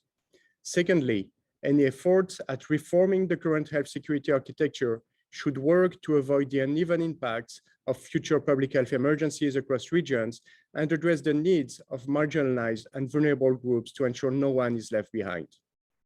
Furthermore, key issues such as accountability and transparency must be strengthened to ensure member states follow through on their international commitments related to pandemic preparedness and response and global health security. We are pleased to note that regional directors have been invited to the working group to present their views on how to strengthen WHO's preparedness and response capacity for health emergencies. We encourage the director to use this opportunity to share the PAHO perspective on how current roles and responsibilities at different levels of the organization impact preparedness and response, how COVID-19 recommendations could be translated for implementation in the region, and what type of changes experienced in the region could be addressed through a potential new international instrument. Canada recognizes the unique expertise and value that PAHO brings with regards to emergency preparedness and response, and we urge the organization to continue engaging in these global discussions to ensure that our regional perspective is considered. Thank you very much. We thank Canada for the intervention. We now recognize Peru, followed by the United Kingdom. Muchas gracias, señor moderador. Thank you very much, distinguished moderator. We thank everyone for presenting this report on strengthening PAHO and WHO preparedness for and response to health emergencies. During this pandemic, we've witnessed that the core capacities developed to a greater or lesser extent by the different states have not been sufficient to respond to COVID-19.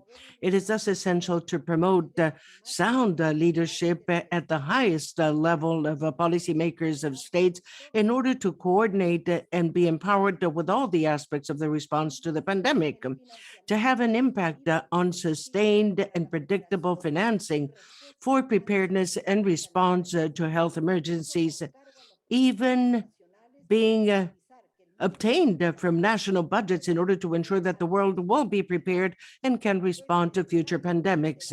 It is necessary that from WHO we can promote a sound leadership at the level of the top authorities in the states in order to coordinate and be empowered by all the aspects to the response of the COVID-19 pandemic in a collaborative, transparent, and responsible way, promoting cooperation and support amongst countries and strategic partners, especially for low and middle income countries that seek to cover the gaps of the basic needs.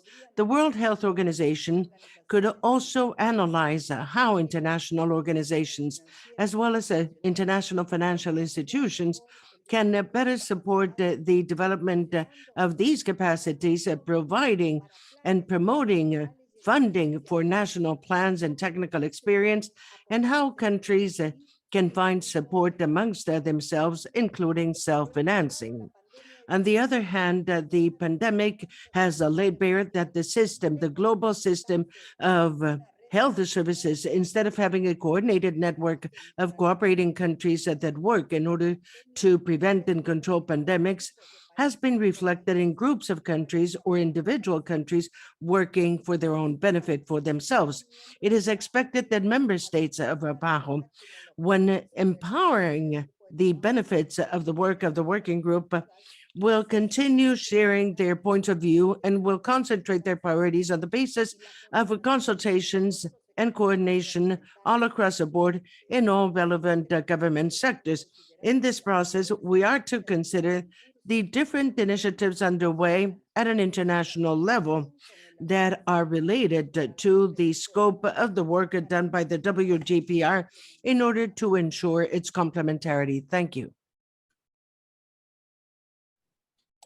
We thank Peru for the intervention. We now recognize the United Kingdom, followed by Cuba.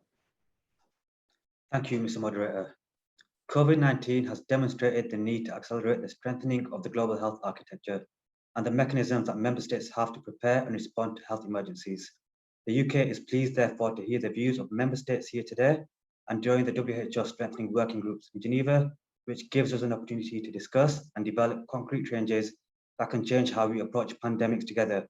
Through these processes, the UK would like to see an agreement on the mandate, governance and accountability of WHO, strengthening of systems and tools already in place, including increased compliance with the IHRs, and lastly, the development of new mechanisms as recommended by multiple reviews, including a mandatory periodic review, strengthened surveillance, which takes a fully One Health approach and utilizes genomics, a more effective and faster early warning system, and deployment of expertise to tackle and assess outbreaks when they arise.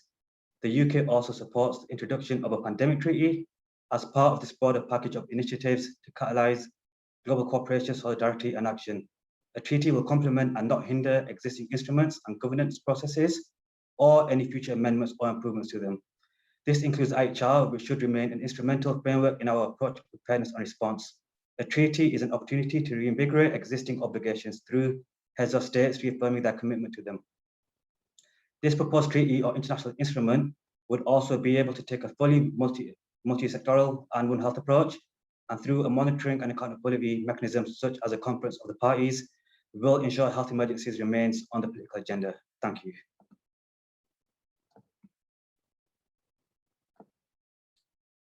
We thank the United Kingdom for the intervention. We now recognize Cuba, followed by Argentina. Muchas gracias, señor presidente. Thank you very much, Mr. President. We thank all of the presenters for today's information. We believe that it is of vital importance to monitor and update periodically the progress of the working group that has been established for these purposes, as the Secretary already does. As it has already been said, we need to think about the times that we choose, particularly when it comes to Geneva and our region, but we do look forward to getting more assistance for the next meeting for better times. The COVID-19 pandemic has not only put a strain on healthcare systems, but also on the different agencies within the UN system that includes WHO and PAHO, and created a challenge that has led us to rethink the mechanisms that we have established at a global level for better preparedness, surveillance, response, and recovery in the face of emergencies and disasters. Recognizing the limitations and seeking solutions to improve our work is the best attitude to adopt. As a matter of fact, what the WHO has done with establishing different working groups and the independent committees shows the will to improve and step up the effort, which is going to lead to stronger institutions. PAHO has emergency response mechanisms that go beyond just enforcing the IHR. These include institutional responses to emergencies and disasters, incident management, as well as the creation of the emergency department, working closely regionally and sub-regionally as well as domestically. Of course, all of the work being done now can be improved upon, and as a matter of fact is the very essence of the working group's work. We believe that we should get information on all of the proposals coming from all the different players in a way that allows the region to find common ground based on our realities. We should define whether adopting new instruments is the solution, or rather whether we should be tailoring what already exists to make it more effective. What we have seen so far don't allow us to come to a final conclusion on this. There needs to be more concrete proposals and information so that member states can better adapt the potential solutions, and also perhaps looking at human resource management and technical cooperation and everything in a way that is tailored to our realities and needs. We need to continue addressing these issues in order to be in a better position as a region and to adequately have a WHO and a PAHO that are stronger and can meet the real needs of our region. Thank you. We thank Cuba for the intervention. We now recognize Argentina, followed by Honduras. Gracias, señor moderador. Thank you, moderator. Argentina has taken note of the report and appreciates the work done by the working group on strengthening and participation of countries in the region. We also appreciate the times of the countries in the Americas being taken into consideration for future meetings of the working group.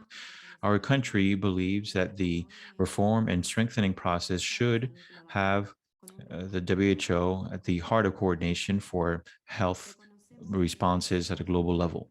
We recognize and appreciate all of the proposals that have been sent in through this process. However, we believe that there continues to be uncertainty around mandates and potentially an overlap of responsibilities between the different agencies proposed. Argentina looks forward to discussing and considering, with enough time to do so, the new tools and strategies that may be presented in order to step up our efforts to better respond to health emergencies based on solidarity and international cooperation. This also includes a potential treaty on pandemics.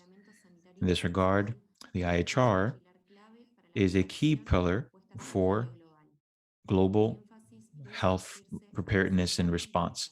This is why there needs to be implementation of this instrument and to also help countries strengthen and bolster their capacity, instead of too quickly moving towards creating new instruments. It's important to also note that the pandemic is still with us, and what countries are currently doing focuses on the current challenges and trying to come out of this crisis. An international treaty on pandemics is going to require adjustments to the legal instruments and ensure that there is a time allotted for ratification. And so this is not a short-term measure for strengthening the system. This sort of step, which would require the adoption of additional international instruments, needs to be thoroughly reviewed and should be the fruit of consensus among all member countries. Our country has also reviewed preliminarily the recommendations from the 3 committees, and we are going to make that available to all of the countries in the region who desire to see it. Thank you. Agradecemos a Argentina por We thank Argentina for that statement. We now offer the floor to Honduras, followed by Mexico. Mr. President, distinguished delegates, Honduras agrees with the position expressed in this document. We recognize that as a country, we're highly vulnerable to natural weather events that are man-made, as well as biological and chemical and other kinds of threats. We're also a country that's in the heart of the hemisphere, which means that we are more exposed to international diseases. This is a good time to also mention what happened in November 2020, when we were going through a very difficult time given the COVID-19 pandemic. There were 2 cyclones. There was Eta, the hurricane, and there was the tropical storm in the same week. And that led to damage to infrastructure, roads, bridges, flooding, and a lot of casualties. And all of this because there's growing severity of weather events. It is why we asked this Honorable Directing Council of the Pan American Health Organization to take a stand and to understand before the Assembly of the WHO that there needs to be scale up of the response from WHO PAHO, given health emergencies, in order to strengthen and improve preparedness and response capacity to pandemics for its member countries. Honduras recognizes and values what PAHO does.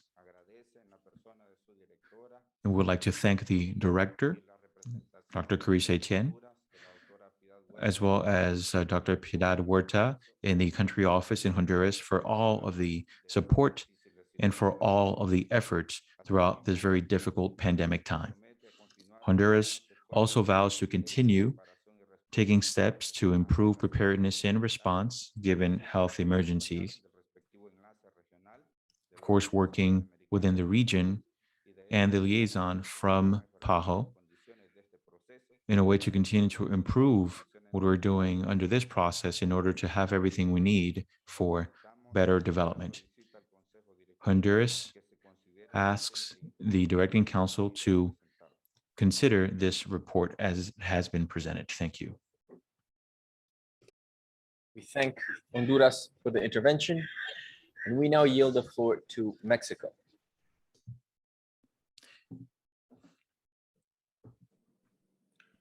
Muchas gracias.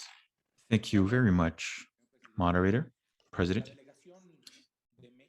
The Mexican delegation appreciates this report and also echoes other delegations to ask what the advantage or added value would be in having new international instruments for emergencies. If there is agreement around this instrument, we will want to think about what kinds of mechanisms can allow for its appropriate enforcement and compliance, or something that goes beyond what we now have in IHR. The IHR was supposed to be implemented to improve basic capacity for preparedness and response to health emergencies and events. There should be the same basic capacity for all member states with the same implementation in the pre-COVID era. Now, in the context of the pandemic, we are realizing that the steps taken by some member states did not abide by what is in the regulations. As an example, there were steps that were proposed that went against the IHR that showed to be very unuseful, like closing down the borders during the first phase of the pandemic with the first wave. Also, the request for tests, or more recently, a request for proof of COVID-19 vaccination, even though the Secretariat of the WHO made an appeal to not have any unilateral steps taken that weren't based on science. These steps ignore the inequality in access to vaccines around the world, which so far have been hoarded by some of the member states, which has affected freedom of movement of individuals and also has fostered more discrimination against individuals and countries. These steps, as a matter of fact, has affected the availability of these inputs for other important steps, like getting ventilators and getting the necessary equipment and drugs for individuals who need it to stay alive, or even PPE, just to mention a few. For all of these reasons, our delegation wishes to call on all of us to think through what we are discussing. If we want to adopt an instrument, it needs to create equity and inclusion for preparedness and response and recovery in the member countries of our organization in the face of future health emergencies. If that is not what is accomplished, then we're going to be creating a new instrument that isn't very useful globally, that is also going to perpetuate the lack of solidarity, equity, efficiency, and effectiveness, allowing only certain individuals to have what they need to address a pandemic and all of the issues that come with it, as we've seen. Our delegation and our country look forward to continuing to discuss these issues among all of the countries that make up this organization in light of this insight, in order to take steps to find solutions for both national and global issues in a way that allows us to be better prepared and more adequately ready to take on this and future health emergencies. Thank you. And we see no additional requests for the floor at this time. Mr. President, we go back to you. Thank you very much, and thank you for the interventions that were made by delegates.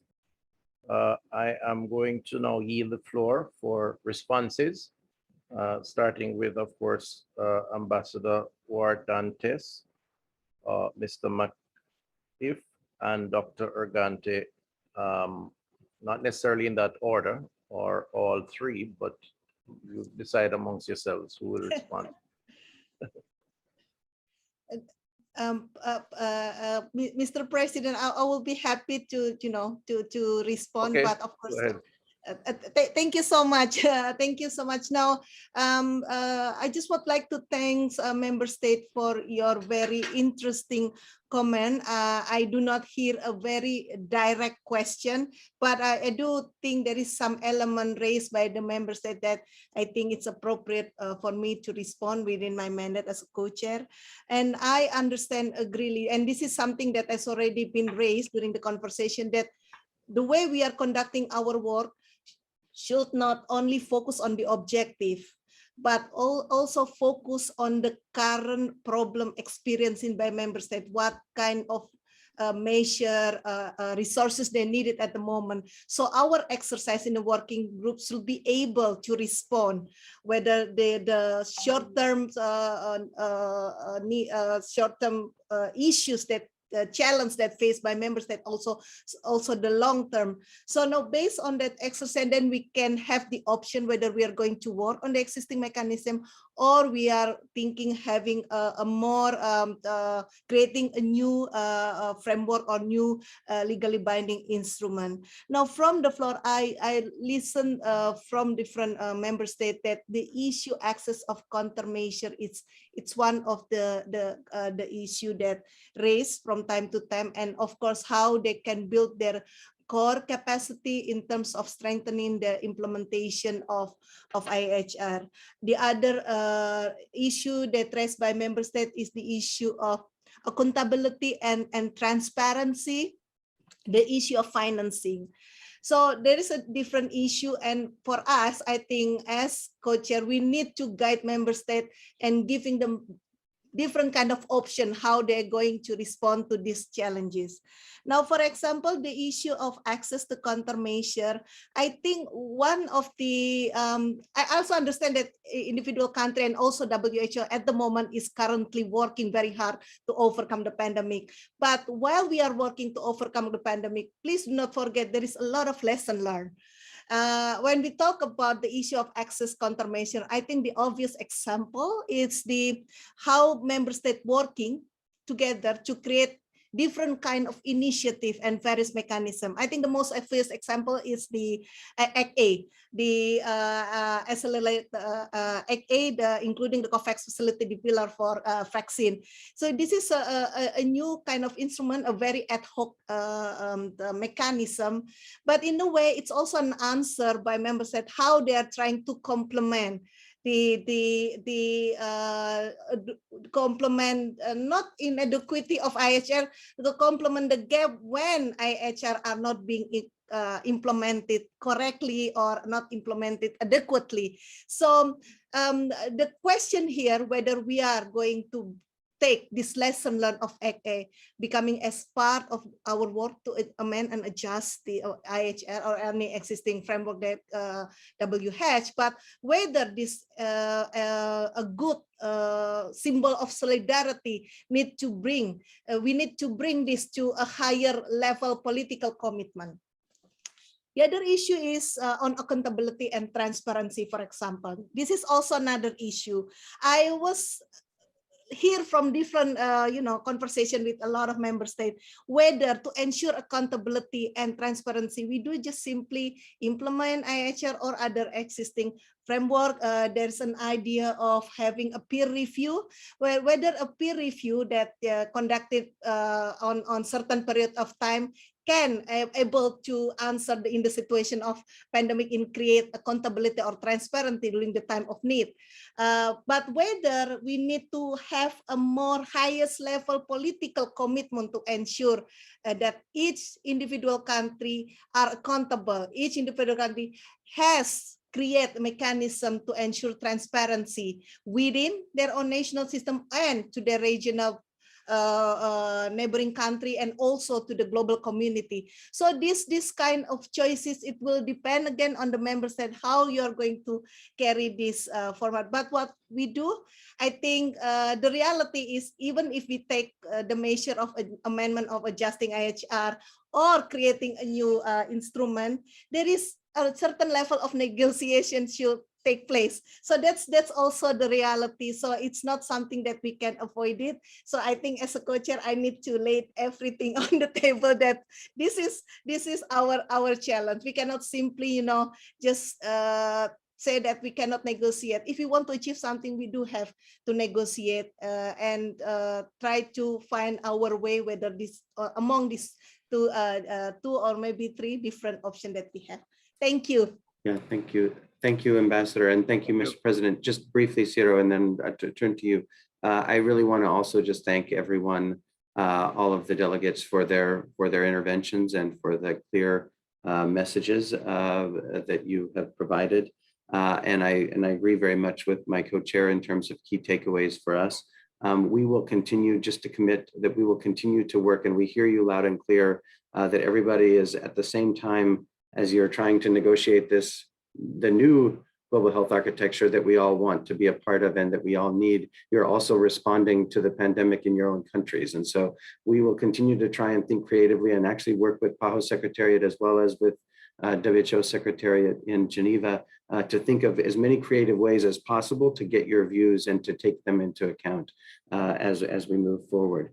But just a few additional thoughts from what I heard. I heard very clearly member states saying that we need to build on what we have and build from that foundation of what we have as we look to a potential new instrument, and what are the gaps that are not covered by what we have and can't be strengthened that could go into a new instrument or agreement, and if that's necessary. So so I heard that very, very clearly, I think from many different delegations. I also want to appreciate, I think it was Argentina's point around the uncertainty and ambiguity on roles and mandates. And believe me, we share that and we feel that all the time. And this is why we keep asking, and we did ask today again, if as you're preparing for the third working group meeting, if you can be sharp and clear with us and with your fellow member state colleagues in terms of what you think is in the scope of this negotiation and what should be in this negotiation and what should be out and maybe handled elsewhere by other institutions and other parts of the UN system or the global health architecture, it would be very helpful to clear. We need to be ambitious and urgent, but also have a set of, have some parameters around what we're trying to do as well. And so we thank you for any clarity you can help on that. And I do think in terms of the medical countermeasures, just a personal aspirational hope.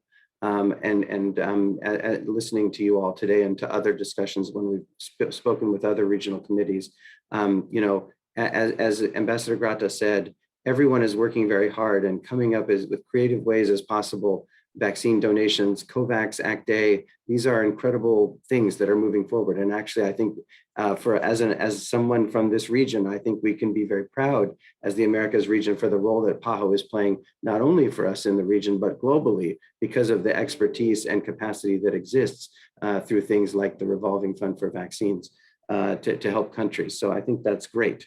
But the system is not, the future system, I hope, will not be dependent on donations and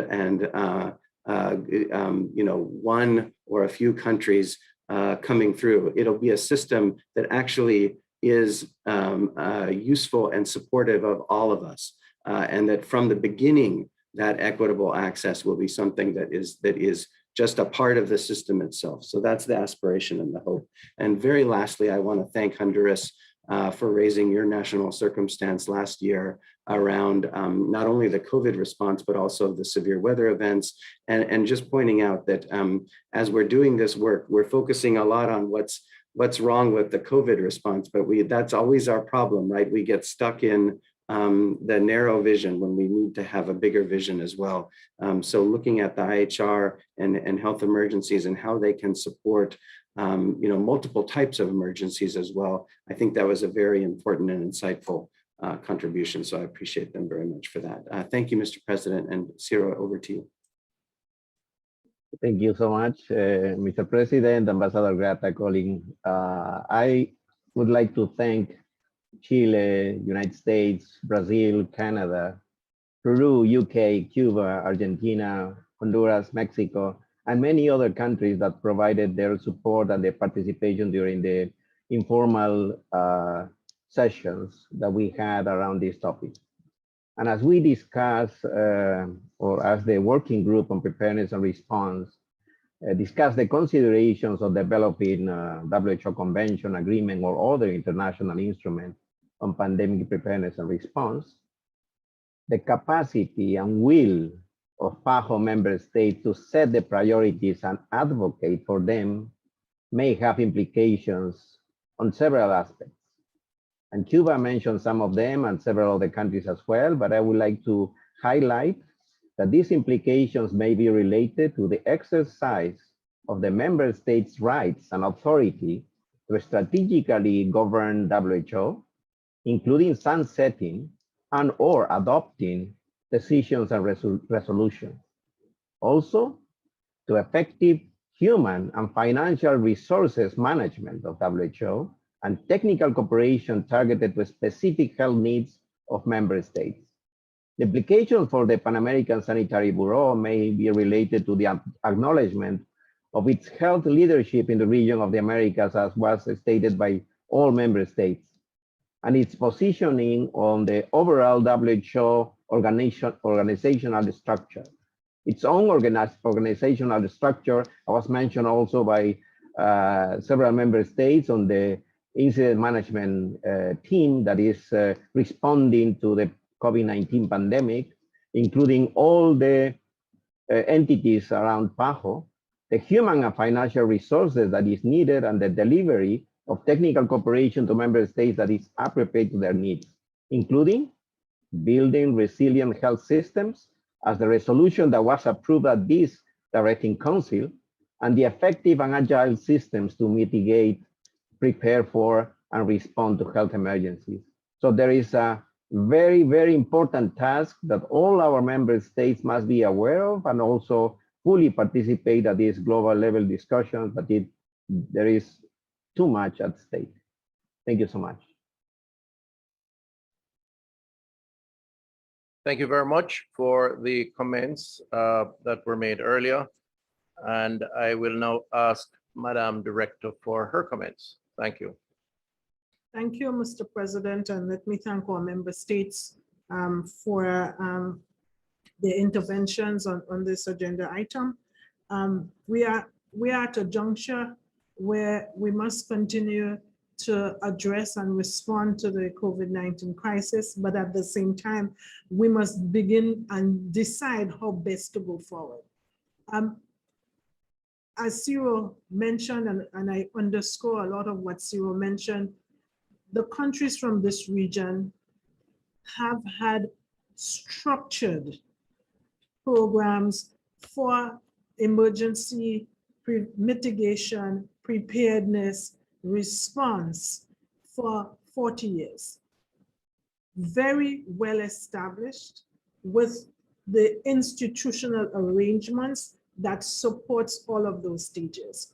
I would think that it is going to be extremely important for our member states who are participating in the global discussions to be well aware about some of the differences, learning from experience that this region has in its institutional arrangements, and to see how best you can bring some of those forward.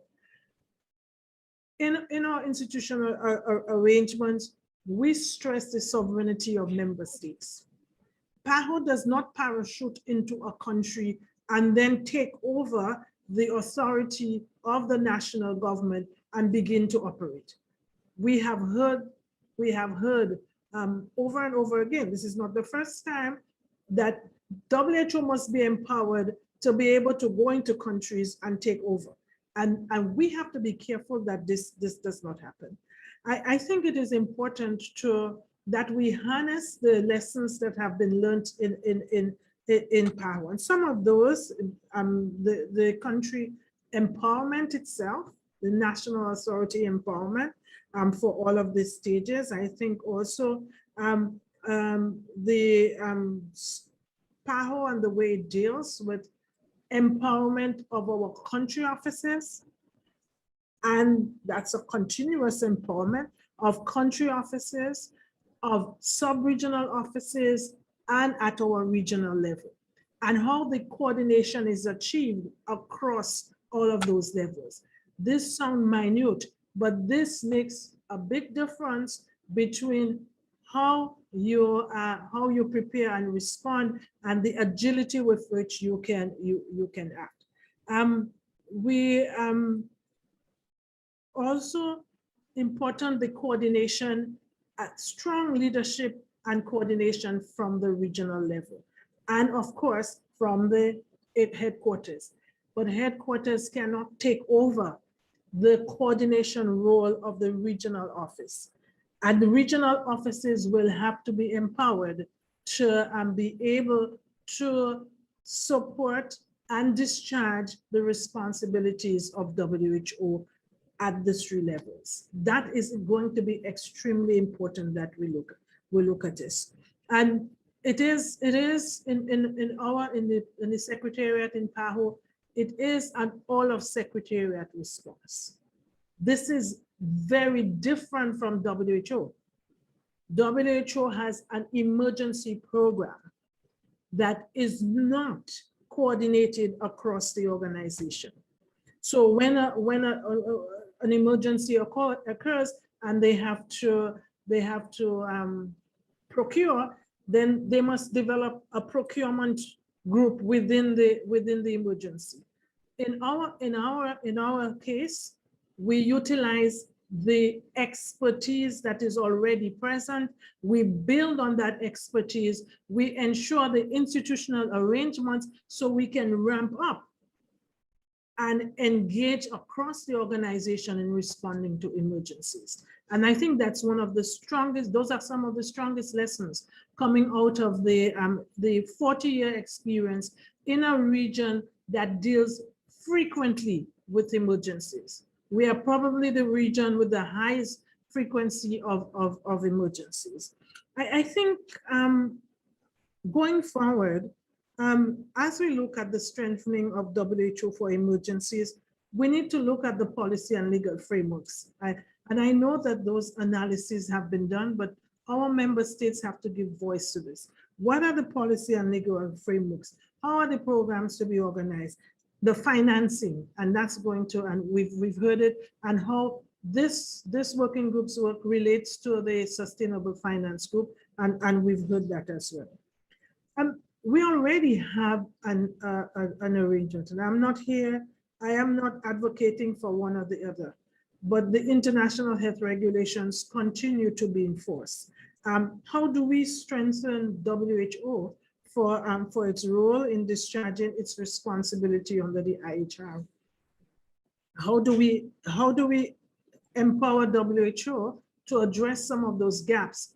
But very importantly, what is the accountability and authority that we are going to rest in WHO so it can accomplish a lot of what we are asking them to do? And I think that's one of our big problems.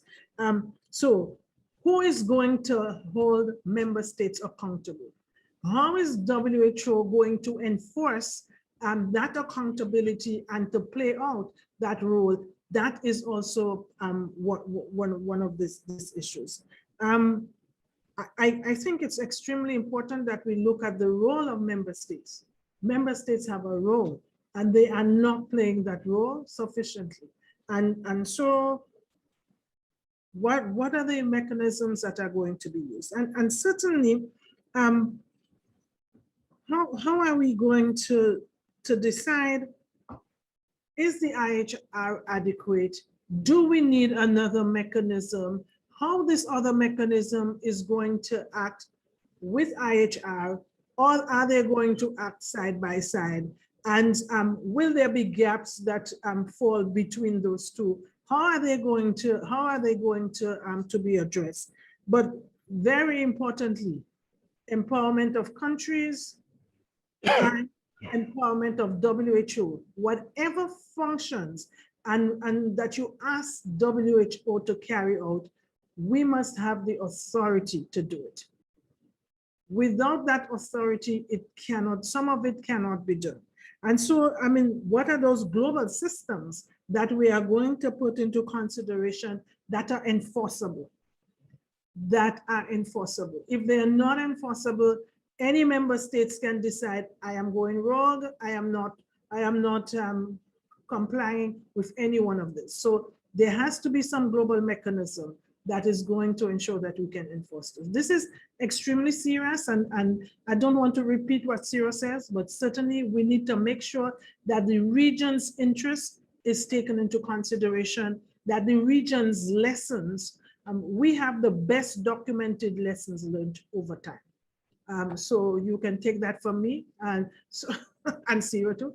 And so what have we learned, and how that can be brought to bear on what we are discussing.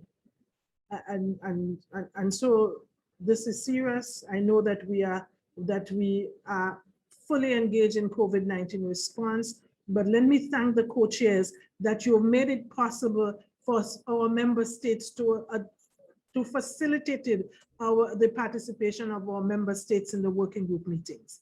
At 6 a.m. in the morning, or 7 a.m. or 5 a.m. in the morning is much easier than 3 a.m. So thank you for that. And I do hope that our member states participate fully and make their voices heard. And thank you for all of what you've done. Thank you very much. Okay, let me thank Madam Director for her usual very important contribution, and clearly a lot of work has gone into this presentation, and the three leads on it have articulated very extensively its importance, and I certainly hope and I know that our delegates would have taken note of the points raised and the recommendations advanced. We are making very good progress, and I want to thank all for their cooperation as they contributed to the various sessions. We're now going to break for lunch. By way of announcement, however, I would like to say that the afternoon session, we intend to do 8.5, considering the proposed resolution providing adoption on that item. And then we depending on whether we have an agreed text based on the informal discussions around items 4.7, and I'm told that there is an agreed text, which means we'll place it back on the agenda for discussion, an agreement, proposed resolution. We will therefore revisit that item. If we can get an agreement, an approved resolution around 4.7 this afternoon, then we would move to items 9 and 10. And this would conclude the council's session, the meeting. And that would be, I'm sure, something we look forward to have some extra time for some rest and relaxation, deservedly so. Otherwise, we will go into tomorrow, and if necessary, we're prepared to, because the business of the organization, the business of public health has to continue. It's necessary to do so. So let's see what happens this afternoon, but we will begin at 8.5 and then possibly proceed from there through to the end. Thank you very much. Have a good lunch, and we'll see you back at 2:30 p.m. Washington, D.C. time. Thank you.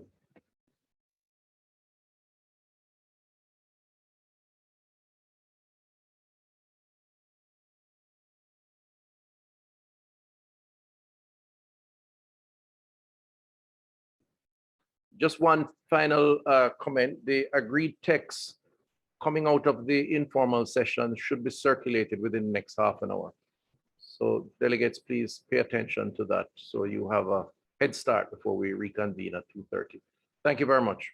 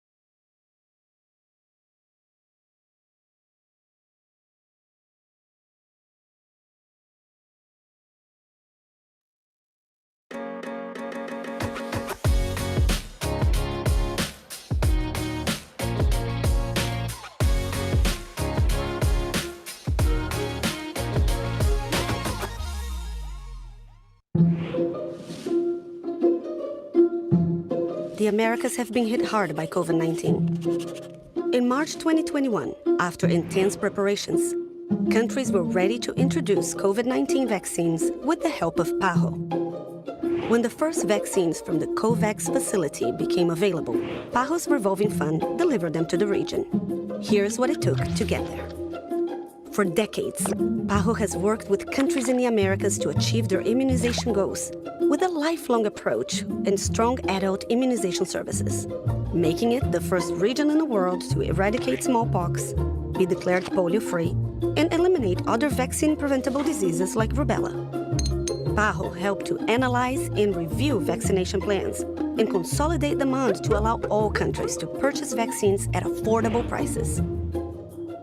Throughout the COVID-19 pandemic, PAHO has supported COVAX, aiming for equitable access to COVID-19 vaccine doses in the Americas. Because we are not safe until everyone is safe. Hello, world. My name is Mia, and I am the first digital worker in the Pan American Health Organization. I am a proud procurement technician. I have been looking forward to working at PAHO. I started my job on Monday, March 29th, 2021. On my first day of work, I supported buyers by processing the repetitive parts of purchase orders for strategic products, including COVID-19 vaccines, under the COVAX Initiative for the Americas. I'm available 24 hours a day, 7 days a week. I am happy to contribute to the rapid purchase of vaccines for all the countries in the region. I look forward to working with you. Thank you very much.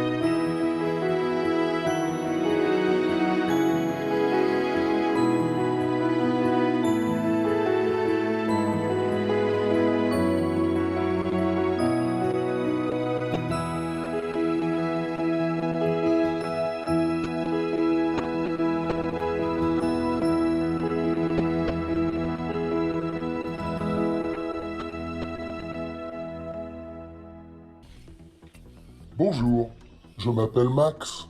Je suis un technicien logistique virtuel pour le département de la gestion des achats et des approvisionnements de l'OPS Pro. Mon rôle est de traiter les commandes des fournitures et des vaccins relatives à Covid-19. Aider à automatiser les achats soulage mes collègues humains. Ceci leur permet de se concentrer sur d'autres tâches essentielles contribuant à la riposte mondiale à la pandémie. Je peux numériser les informations, traiter les informations d'expédition, remplir les formulaires d'expédition et suivre les numéros d'expédition, les vols, les transports, les transporteurs, le nombre total d'expéditions et plus encore. Je suis disponible 24 heures sur 24 et 365 jours par an, car les envois peuvent arriver dans les pays n'importe quel jour ou à n'importe quelle heure.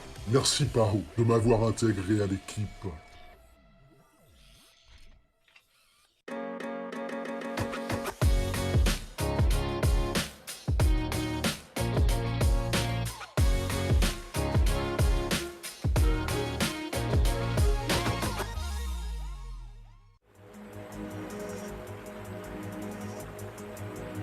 I am.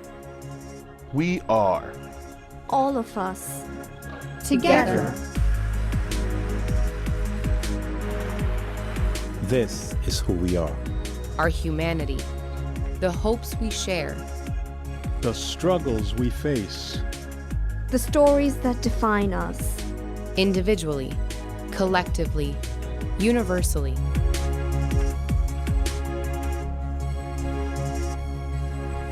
Every person, family, community. We are happier when we have each other. Healthier when we stand together. Every one of us matters. No one should be left behind. We all have the same fundamental right to health and happiness. To the care we need. Wherever we live. Whatever we have or do not have. Regardless of age, race, language, culture, or circumstance.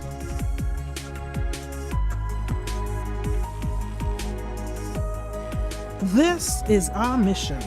We stand together with all people. In every community, every country, throughout the hemisphere. Because we are healthier. Together.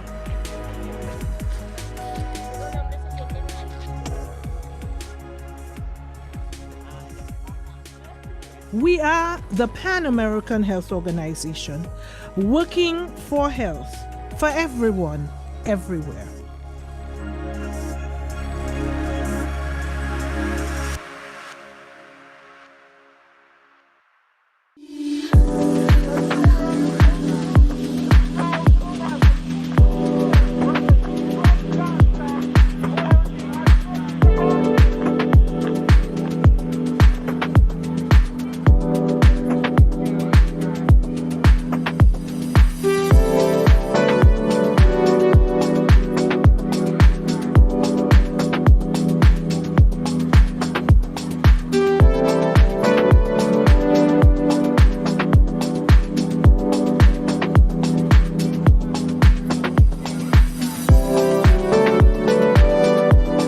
Bonjour, je m'appelle Mia et je suis la première travailleuse numérique de l'Organisation panaméricaine de la santé. Je suis technicienne en achat et lors de mon premier jour de travail, j'ai accompagné les acheteurs en traitant les parties répétitives des commandes d'achat de produits stratégiques, dont les vaccins Covid-19, dans le cadre de l'initiative COVAX pour les Amériques. Je travaille 24 heures sur 24, 7 jours sur 7. Je suis heureuse de travailler à l'OPS car je contribue à l'achat rapide et efficace de vaccins pour tous les pays de la région. Merci beaucoup de m'avoir reçu et de me permettre de travailler avec vous.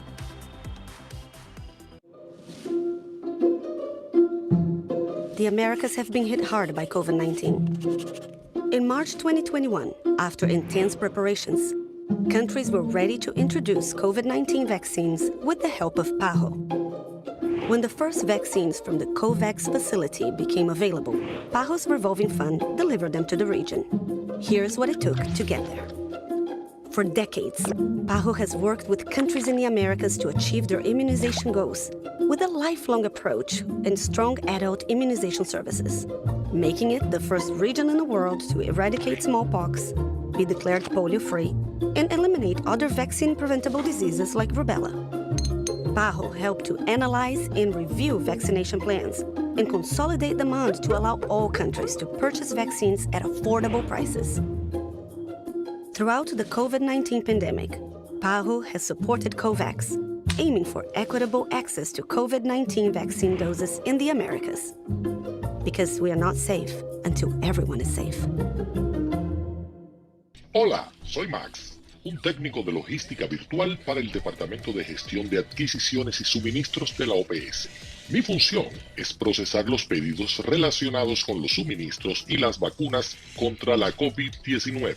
Ayudar a automatizar las adquisiciones les quita una carga a mis colegas humanos, permitiéndoles enfocarse en otras tareas esenciales. Yo puedo digitalizar información, procesar la información de envíos, rellenar formularios de envío y rastrear números de envíos, vuelos, transportistas, número total de envíos y más. También puedo crear archivos de envío avanzados, cargar documentos de envío y completar la información del lote en las órdenes de compra. Estoy disponible las 24 horas, los 365 días del año, ya que los envíos pueden llegar a países en cualquier momento. Gracias OPS por hacerme parte del equipo.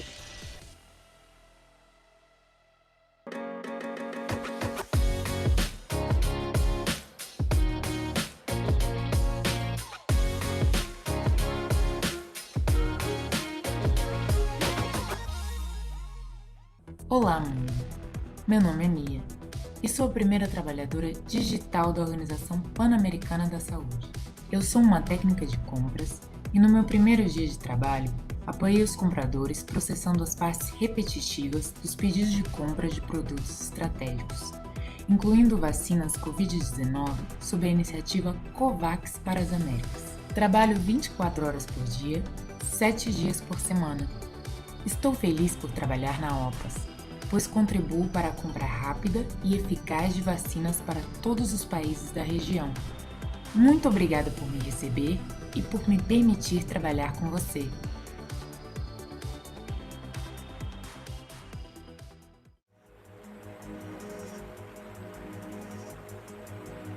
I am.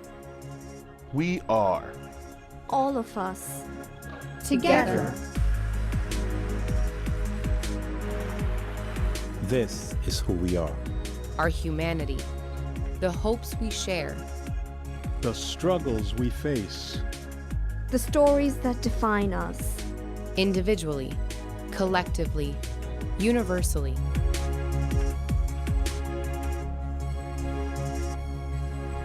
Every person. Family. Community. We are happier when we have each other. Healthier when we stand together. Every one of us matters. No one should be left behind. We all have the same fundamental right To health and happiness, To the care we need. wherever we live. whatever we have or do not have. Regardless of age, Race, Language. Culture or circumstance.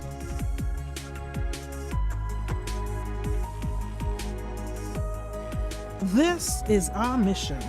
We stand together with all people In every community, every country, throughout the hemisphere. Because we are healthier. together.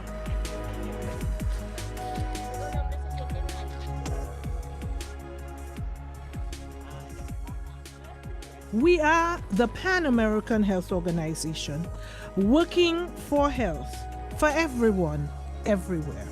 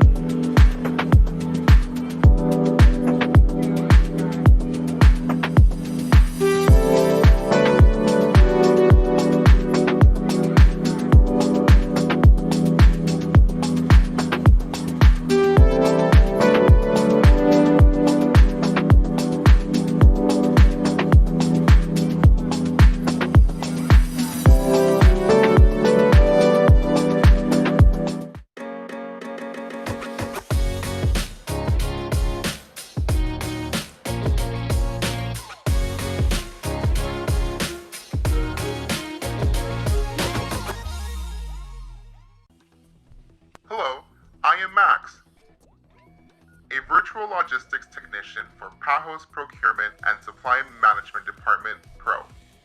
My role is to process orders relating to COVID-19 supplies and vaccines. Helping automate procurement takes a load off my human colleagues, enabling them to focus on other essential tasks contributing to the global pandemic response. I can digitize information, process shipping information, fill out shipping forms, and track shipping numbers, flights, carriers, total number of shipments, and more. I can also create advanced shipping notices, upload shipping documents, and fill out the batch information in purchase orders. I am available 24 hours a day and 365 days of the year, since shipments can arrive in countries at any day or time.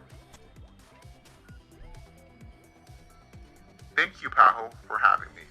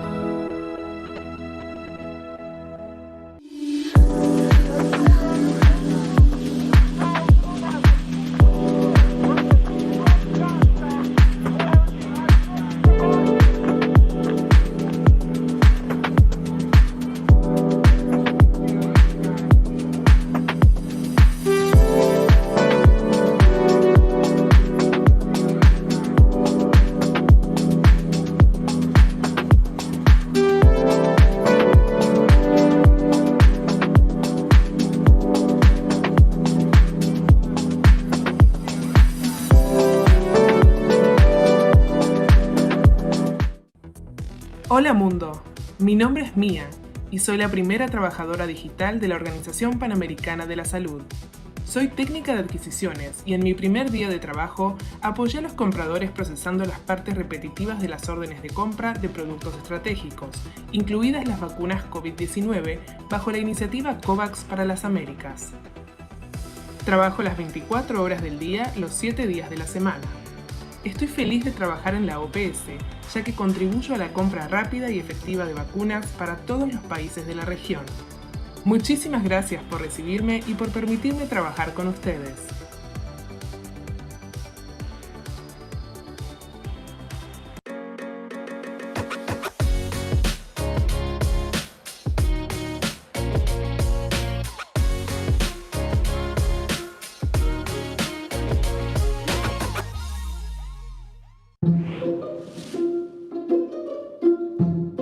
the Americas have been hit hard by COVID-19. In March 2021, after intense preparations, countries were ready to introduce COVID-19 vaccines with the help of PAHO. When the first vaccines from the COVAX facility became available, PAHO's revolving fund delivered them to the region. Here's what it took to get there. For decades, PAHO has worked with countries in the Americas to achieve their immunization goals with a lifelong approach and strong adult immunization services, making it the first region in the world to eradicate smallpox, be declared polio-free, and eliminate other vaccine-preventable diseases like rubella. PAHO helped to analyze and review vaccination plans and consolidate demand to allow all countries to purchase vaccines at affordable prices. Throughout the COVID-19 pandemic, PAHO has supported COVAX, aiming for equitable access to COVID-19 vaccine doses in the Americas. Because we are not safe until everyone is safe.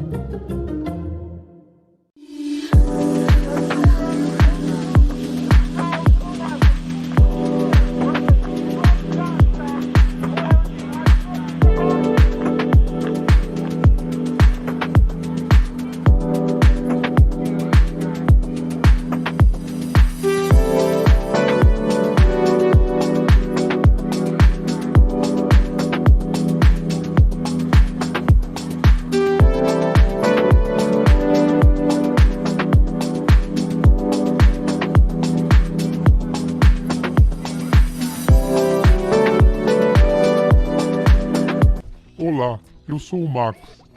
Eu sou um técnico de logística virtual para o departamento de compras da OPAS. Minha função é processar os pedidos relacionados a suprimentos e vacinas no combate à Covid-19.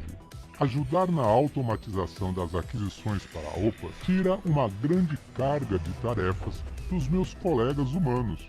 Eu posso digitalizar informações, processar informações de envio, preencher formulários de envio e rastrear números de remessa, voos, transportadoras, número total de remessas e muito mais. Eu também posso criar notificações prévias de remessa, fazer o carregamento de dados sobre os documentos de uma remessa e preencher com informações necessárias para efetuar pedidos e compras. Obrigado, OPAS, por me receber.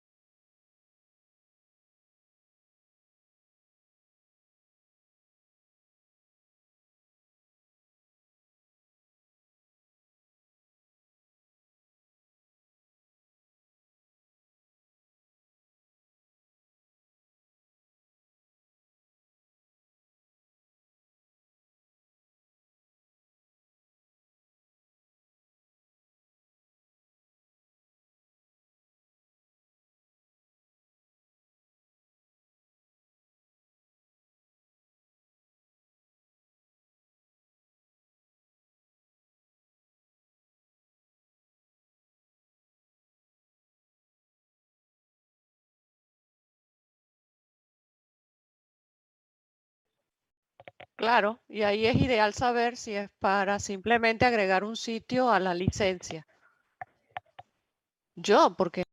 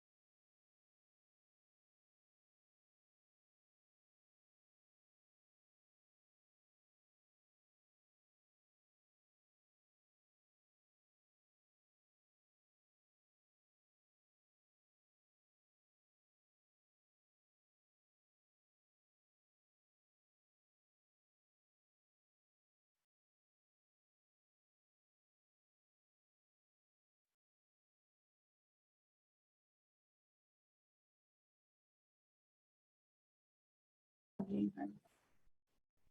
Very good afternoon to all. You are connected to the 59th Directing Council of the Pan American Health Organization, 73rd Regional Committee for the Americas of the World Health Organization. President, I am glad to inform that we do have quorum to start the afternoon meeting. You have the floor, President. Okay, thank you very much. I trust that we all had a good lunch, and we are now ready to proceed with items 8.5. I understand that we do have a text on the resolution 4.7, where informal discussions have been taking place. So we will go to that next, and hopefully we can reach an agreement. If not, we will do what is necessary to get to that agreement, whether today or tomorrow. Okay, so we will move now to items 8.5, implementation of the international health regulations. And I would like to bring document CD 59, INF 5 to the attention of the council and invite the representative of the executive committee to report on the item. Muchas gracias, presidente. I thank you. After reviewing an earlier version of the report on this item, the Executive Committee acknowledged the critical importance and binding nature of the international health regulations. Various delegations reaffirmed their country's commitment to their implementation. The efforts of PAHO and member states to implement the core capacity requirements and share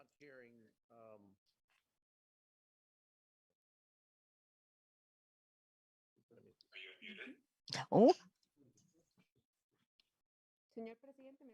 Can the English be heard? I'm sorry, I hadn't changed anything, but thank you, Chair. Here we go. Would you like me, says the chair, to start again? Would you like her to start again?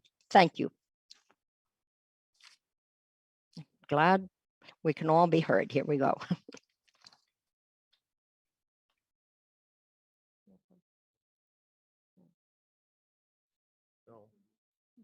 She hasn't started yet. Oh, I see. Okay. She hasn't restarted yet. I don't mean to be impolite. Here we go. So, Chair, I take it you wish me to start again, and I'm very sorry for any communication glitches. Here we go. 8.5. After reviewing an earlier version of the report on this item, the Executive Committee acknowledged the critical importance and binding nature of the international health regulations, and various delegations reaffirmed their country's commitment to their implementation. The efforts of PAHO and member states to implement the core capacity requirements and share public health information were commended. Nevertheless, the low rate of submission of annual reports by states parties in the region was noted with concern, as were the inconsistencies and significant gaps in the implementation of the regulations across the region.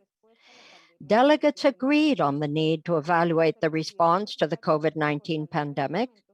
It was also considered necessary to strengthen the regulations to ensure that the world is better prepared to detect and respond to future pandemics and other health emergencies. It was stressed that the adoption of a possible WHO convention, agreement, or other international instrument on pandemic preparedness and response must not lead to any backsliding in the progress already achieved in implementing the international health regulations. Several specific potential measures to improve implementation and compliance with regulations were suggested, including measures to ensure more equitable global access to medicines and vaccines, and policies for assisting vulnerable populations during such events.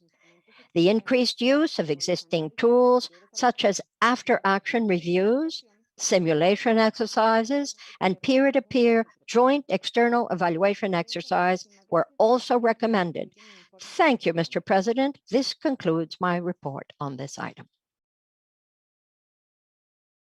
I now yield the floor to Dr. Ugarte, Director of the Department of Health Emergencies, for his comments. Thank you, Mr. President, Madam Director, distinguished delegates, colleagues. The document CD 59 INF 5 reports on the application, implementation, and compliance with the international health regulations and approximately covers the 12 months period from July 2020 to June 2021. This document can be better contextualized considering the agenda items 8.1 and 8.4, update on COVID-19 in the region of the Americas and report on strengthening PAHO and WHO preparedness for and response to health emergencies. This report provides an account on three key areas: acute public health events, core capacities of state parties, administrative requirements and governance, as well as this report also has considerations on actions necessary to improve the situation. With respect to acute public health events, excluding those related to COVID-19, 73 events were assessed in the Americas for the international public health implications during this period. 70% of these events were reported initially by national authorities, and 30% were reported or identified from other sources. During this, just as a comparison, during the same period over the previous 12 months, national authorities were the initial source of information of 59% of them. So there is an increase on the reporting from the member states directly as the initial report of those events. The verification was also requested and obtained for 8 of the 12 events identified through other sources, and the median interval of response was 1.5 days. With respect to the core capacities of the state parties in 2021, 29 of the 35 states parties in the region of the Americas submitted their IHR annual report to the 74th World Health Assembly. That implies that 6 countries from our region did not comply with this obligation. 9 state parties have consistently submitted the IHR annual reports to the World Health Assembly each year. Those are Canada, Colombia, Costa Rica, Ecuador, Guyana, Honduras, Jamaica, Mexico, and the United States of America. The status of the core capacities across the regions remains heterogeneous, with the highest scores for all 3 capacities observed for North America and the lowest scores for 10 capacities observed in the Caribbean. Just to note that for all core capacities except for health services provision, and I would like to emphasize health services provision, all other core capacities score above the global averages. The COVID-19 pandemic has reinitiated the debate surrounding the objectives of each of the 4 components and related tools to the IHR monitoring and evaluation framework, given that the state parties with higher scores have performed less successfully in responding to the COVID-19 pandemic. With respect to the administrative requirements and governance, the report includes details of the national focal points, the ports, the IHR roster of experts, and a survey on updating the WHO travel and health webpage. I would like to give some information on the IHR roster of experts. Only 46 of the 422 professionals in the IHR roster of experts are from the Americas, including only 11 designated by their respective states parties. I would like to emphasize on the importance to comply with the Article 47 of the IHR and designate an expert from your countries that would participate at the IHR emergency committee when the country is affected by an event that may become a public health emergency of international concern. Regarding the future relevance and adequacy of IHR as a tool for global governance, The actions necessary to improve the situation are inherently related with the ongoing work of the member states group on strengthening WHO preparedness and response to health emergencies, but also on the decision that will be taken at the special session of the World Health Assembly. Since their entry into force in 2007, the IHR have been praised as foundation, and yet their full application and compliance has not been accomplished. The future relevance and shape of the regulations are in the hands of the member states, as they were always, to which IHR belong.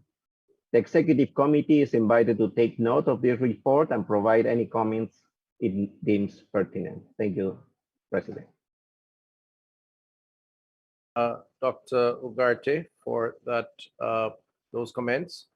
I now yield the floor to the plenary for discussion. Please show your hands through the electronic platform, and our moderator will manage this segment of the proceeding. Thank you very much, Mr. President. We will take note of the requests for the floor on this agenda item. We recognize Honduras, followed by the United States.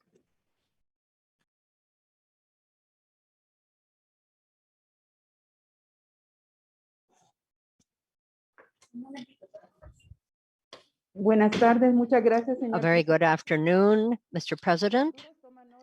Honduras takes good note of the report that we have just heard on this document at the 73rd session of the committee, of the regional committee. I'm referring to WHO and the Americas, with regard to the implementation of the IHR. Now that document, and indeed this INF document, establishes that from 2005, within the legal and strategic international framework, inter alia,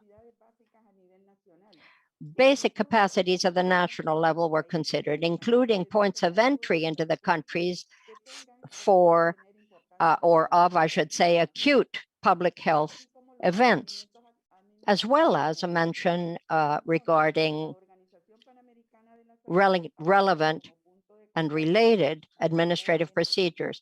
Now, clearly, here, PAHO is the point of contact for WHO, and in the region of the Americas, serves to facilitate management of this through the national means of communication through the national linkages. Now, all of the above, that whole structure, has allowed us to establish a sure platform with 23 of the 25 members of the region participating, through which acute events of public health are looked at that are not related to COVID, and others that are. And in events, whether quite separate, such as the level of polio, whether it's the circulating or the wild version, also these points were taken and noted and shared, all of which is of international relevance. We observe an increase in the Americas in the implementation of the 13 core capacities, and we very much feel that the implementation of the IHR is of the essence. Perhaps there needs to be a reissuing or a revamping or an updating, call it what you wish, such that the member states of lesser resources might be helped.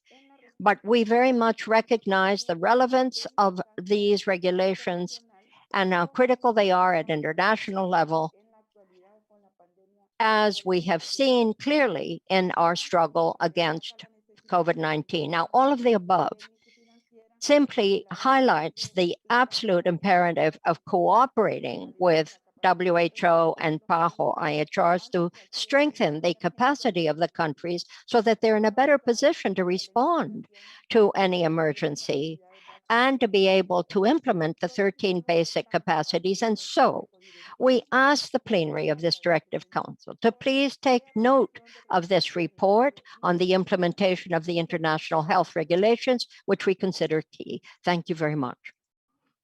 We thank Honduras for the intervention. We recognize the United States, followed by Canada. Thank you, Mr. President.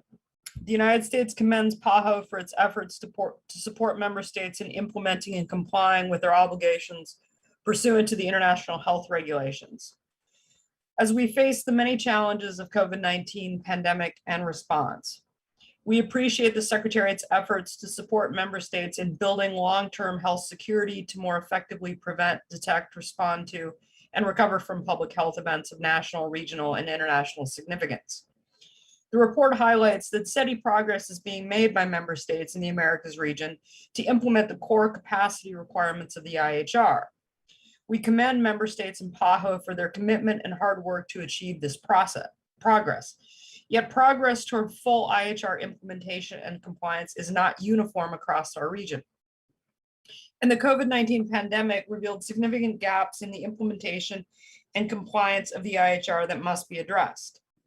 Even as we battle COVID-19, we must redouble our efforts to implement and comply with the IHR obligations completely and without delay for the benefit of all member states. This includes increased use of interaction and after-action reviews to learn from current outbreaks, simulation exercises, peer-to-peer joint external evaluations to collaborate with other technical experts. And the United States is also in discussions with other member states about the benefits of a member state-led universal review mechanism and would be interested in exchanging views with other PAHO member states. The United States shared specific proposals on targeted amendments to the IHR 2005 with PAHO member states. We have carefully considered the existing legal mechanisms and how they can be employed to address areas where WHO needs to be strengthened. It appears that some of the important issues proposed in the most recent meeting of the Working Group on Strengthening, such as access to and expert assistance for outbreak areas, travel and trade, clear guidance regarding a public health emergency of international concern, and improved cooperation, are best addressed through targeted amendments to the IHR. We can amend the IHR in a targeted manner that does not require opening up a negotiation, and so this is not an either-or scenario. We can also do this in a shorter time frame than is now provided in the IHR. Member states may address the issues in the text of the IHR to strengthen the critical framework and consider the benefits of a new instrument to address those aspects of pandemic preparedness and response that are beyond the scope of the IHR or other existing legal mechanisms.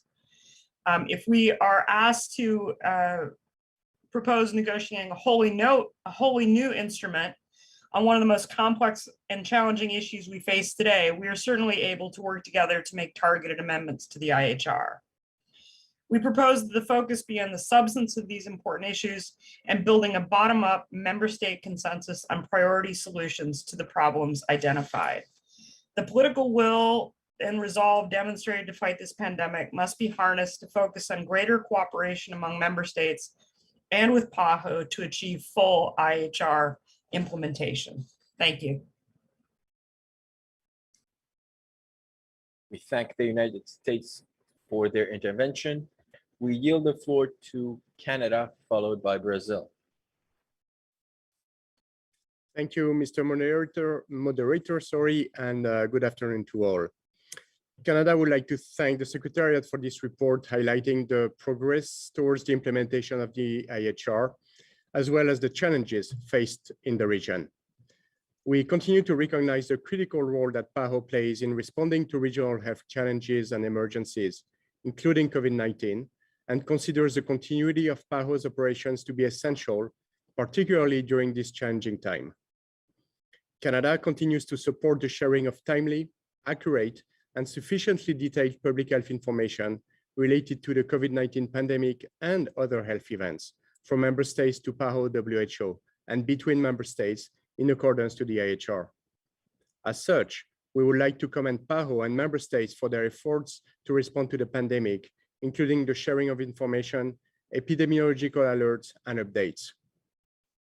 We recognize the challenges facing many countries in meeting their core capacity requirements and implementing the IHR, and fully support collaborative approaches to strengthen global health security in the region and globally. In this regard, Canada acknowledges that the processes and initiatives taking place at the global level will inform the future application and implementation of and compliance with the IHR. As we work together to consider what improvements to make and start to implement our vision for the future, it is critical that the system we built is coordinated, cohesive, and efficient, and that our actions do not unintentionally result in further fragmentation. New structures must be well thought out and aligned with existing mechanisms, in particular the IHR. Thank you very much.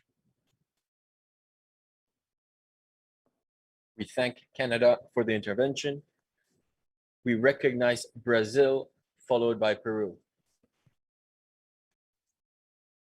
Obrigada, senhor presidente. O Brasil... Thank you, Mr. President. Brazil expresses thanks for the presentation of this report. Historically, our country has been very engaged in this topic, as has our region. Now, the adoption of a mechanism and a dynamic for perfecting and implementing effectively this agreement is a topic of debate of this directing council. We've seen through the pandemic the importance of implementing the IHR recommendations. Brazil has sought not only to keep up its basic or core capacities, but also to strengthen them at the national level. So as far as coordination for the IHR, Brazil is expanding its national network of surveillance, early warning and response to public health emergencies. There are 24 new centers added to the 55 that already exist, of which 3 new ones on border regions. This project entails a 1.5 billion real investment to broaden our ability for detection and response and to create new areas for dialogue and cooperation with neighboring countries in health. Internationally, Brazil takes note of the independent panel's recommendations on readiness and response to pandemics, as well as the WHO emergency program. As was already said in prior versions, implementation of the IHR is what the world needs for there to be stood up a good international response to international emergencies. It's a basic aspect for us to enhance our response to health emergencies, but it's necessary for us to first strengthen national health systems. Now, enhancing IHR means that we do have to enhance the core capacities of our readiness and response to public health emergencies through also the implementation of advanced mechanisms for surveillance of severe or acute health issues. Now, on early warning and surveillance, we have to also prioritize our digital systems to bring a proper response to health emergencies. Brazil does believe that IHR is worth defending. There is room for it to be improved with concrete improvements seeking to enhance transparency of how IHR addresses responses to health emergencies. Brazil is willing to engage in a dialogue for us to pull together to enhance this system. We keep close ties open with our neighbors in defense of the well-being of our population, especially those along the border region. We thank Brazil for the intervention. We recognize Peru, followed by Colombia. Thank you very much, Mr. Moderator. Peru would like to express thanks for this document by PAHO, the implementation of international health regulations with its 3 main areas: core capacities of states party, administrative requirements and governance. States party to the World Health Organization are bound to adopt this IHR. However, there is no sanction for not doing so, and that slowed down the national and international response to the pandemic. We should consider that adherence to IHR should not be so flexible. It should become a binding requirement, and there should be greater transparency and a better assessment of countries' adherence to that which is called for in IHR to ensure core capacities are met. Countries such as Peru, countries like Peru, continue to strengthen their national capacities. Now, the regulations that don't grant the WHO the sufficient power for it to impose sanctions, to intervene or hold responsible states party for non-compliance with IHR. That means that WHO does not have the sufficient authority to enforce the IHR. There aren't sufficient resources either, or self-determination or capacity when countries choose to ignore the regulations. To bring to bear sustained efforts to combat the pandemic, this calls for competent strategies that take advantage of cultural and practical differences, strengthening cultural security. We have to establish detection mechanisms and also a response for emergencies for infectious diseases that can end up becoming a public health event of international reach. It's necessary for us to promote solid leadership at the highest levels of authorities among states to coordinate and to be able to bring to bear all the necessary response mechanisms. A intermediate alert system, should there be a suspicion of a public health event, for there to be a timely response would make it possible for there to be an earlier response and the proper allocation of resources in that response. Self-evaluations need to be improved, and supervised outside audits are also important toward greater transparency. We thank Peru for the intervention. We recognize Colombia, followed by Cuba. Gracias, señor moderador y señor presidente. Thank you, Mr. Moderator, Mr. President. We would like to express thanks to the Secretariat for the document that's been presented on the implementation of international health regulations, which is one of the most important instruments in our countries. Taking into account its binding nature, Colombia underscores the importance of the effective or enforcement of the IHR, of its proper implementation, with the purpose of strengthening our healthcare's responses vis-a-vis possible outbreaks that emerge globally. That's why it's key for us to periodically look at national legislation in force and to make sure that the proper legal frameworks are in place to apply or implement IHR, and that there be sufficient financial resources to undertake the necessary actions to implement the IHR and to sustain core capacities to tackle those matters of public interest, health interest. Now, it's also key for countries to keep up their core surveillance and health response capacities up. And so we need to ensure that technical assistance be given by PAHO to this effect, with the purpose of countries being able to share their germane experiences in the implementation of IHR. Our country agrees with the need to strengthen the role of the liaison center and its role in the compliance with IHR. To this effect, it is very important for also the core functions be implemented, such as participation in risk assessments, liaisons with authorities regarding points of entry, coordination and analysis of events and risks to public health, and to ensure that surveillance capacity response be assessed and to identify those areas that need to be improved.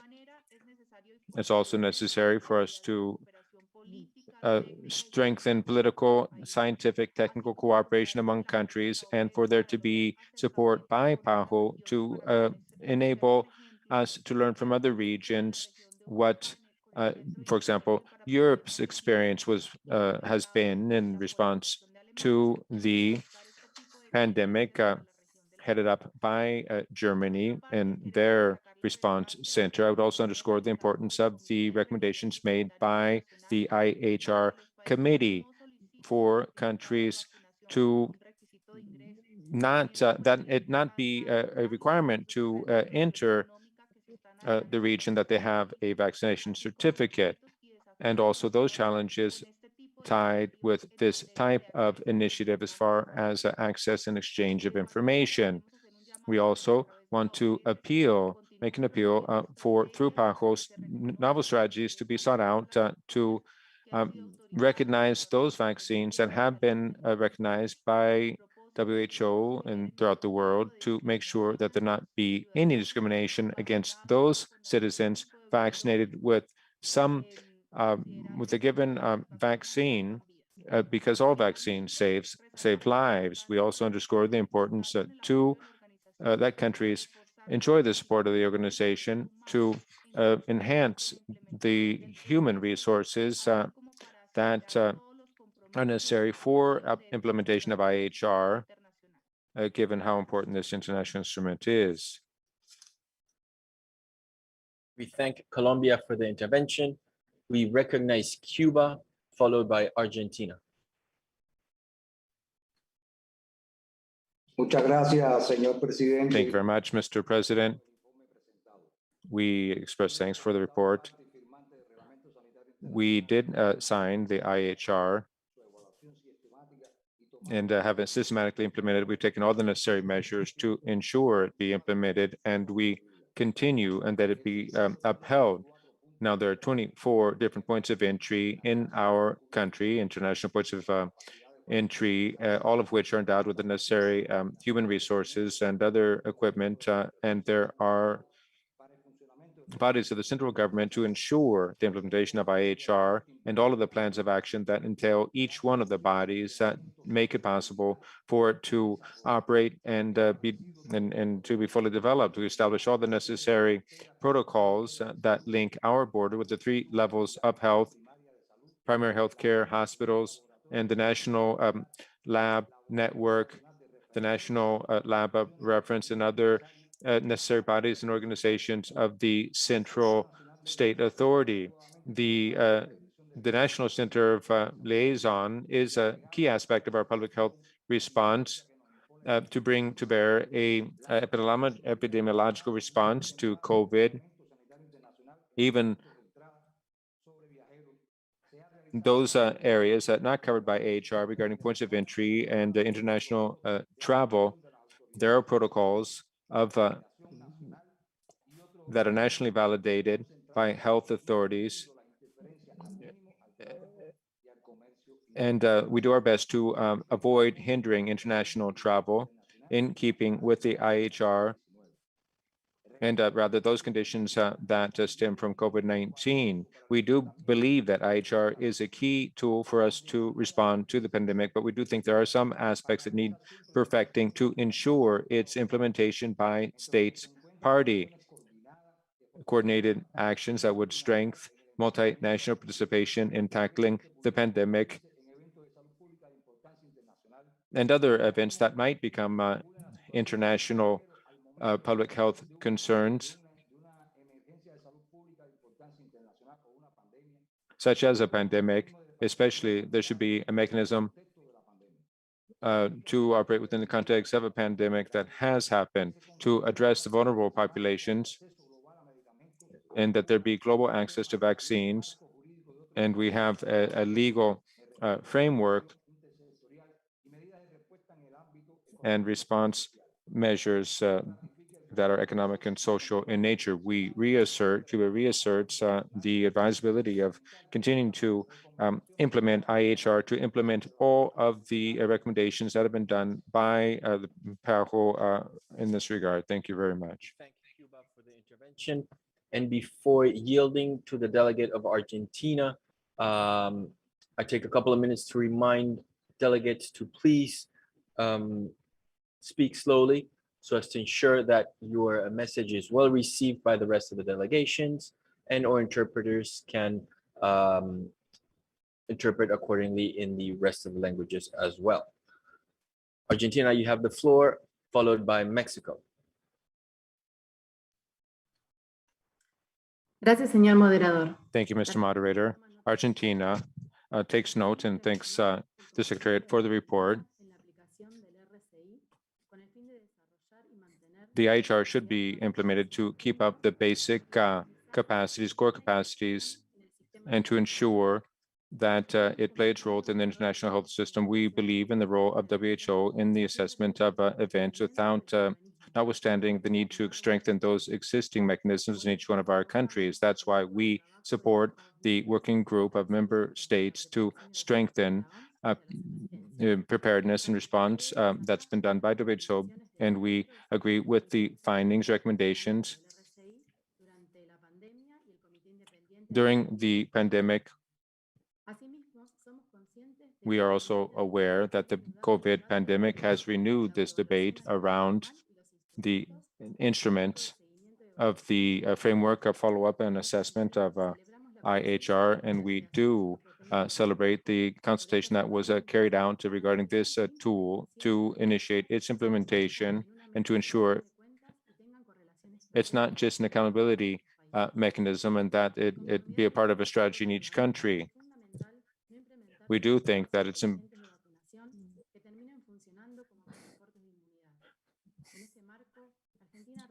Argentina reiterates the need to facilitate the acknowledgement of the national vaccination certificates, including digital ones, and to implement additional health measures that are in the guidelines of the WHO and IHR. We would like to reiterate our concern regarding the start of negotiations regarding the treaty regarding this pandemic, that to ensure preparedness and response to future pandemics. Thank you. We thank Argentina for the intervention, and we recognize Mexico.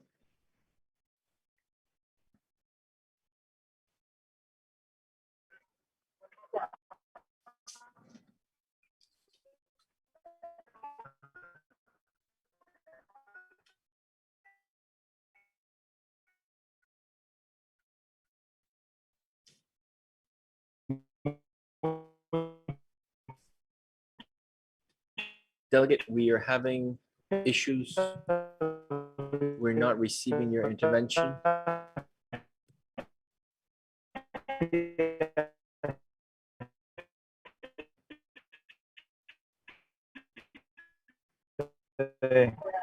Delegate, there seems to be issues with your connection. If you could please restart.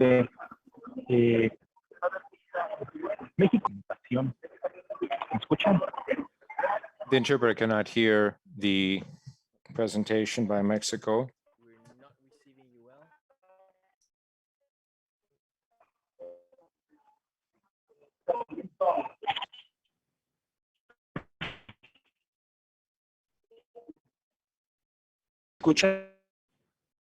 No, we are not receiving you well, delegate.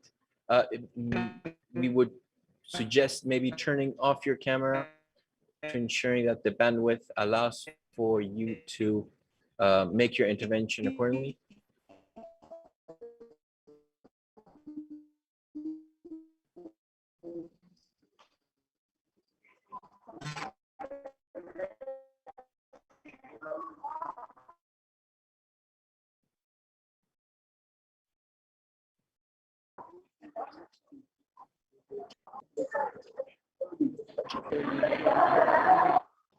¿Ahí me escuchan? ¿Me escuchan ahí? Can you hear me now? Well, it is better. The interpreter notes that although better, it's not necessarily ideal. Please let me know, says the speaker, if you can hear me well. Thank you very much. Mexico recognizes, acknowledges the report just given on the implementation of international health regulations. This is an input that enables us to have an overview for the Americas about those activities carried out by countries of this region within the framework of the IHR. As said in paragraph 25 of the report, it mentions that member states of the organization only partially implement the IHR. Sound is breaking up, says the interpreter. Sound is breaking up.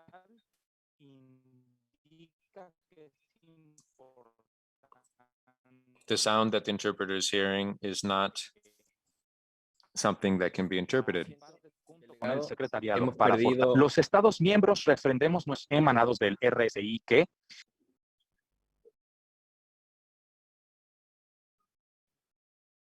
Sound has been cut entirely. Disculpen. ¿Ahí me escucha? Ahí volvemos a escuchar. Gracias. Me parece que me quedé en que... Let's see, where was I? We, intentionally or not, as member states, are violating the international health regulations, especially what concerns us are those measures that aren't sufficiently rooted in science, without sufficient evidence, that have given rise to unnecessary interference with international trade. During the current pandemic, our country has made an important effort to comply with WHO recommendations, respecting the spirit and the scope of the international health regulations. We have not implemented restrictions, unnecessary restrictions on international trade or travel, allowing for free movement of people in Mexico, regardless of people's point of origin or nationality. The trends of the pandemic in our country are similar to those countries which have impeded trade and travel. The sound has stopped, says the interpreter.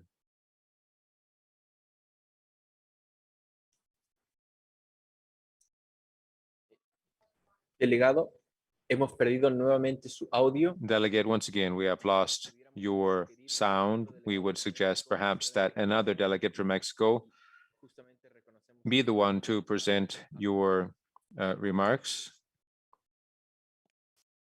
Sí, voy a retomar en donde se quedó el doctor. I will resume where Dr. Cortez concluded to finish the idea.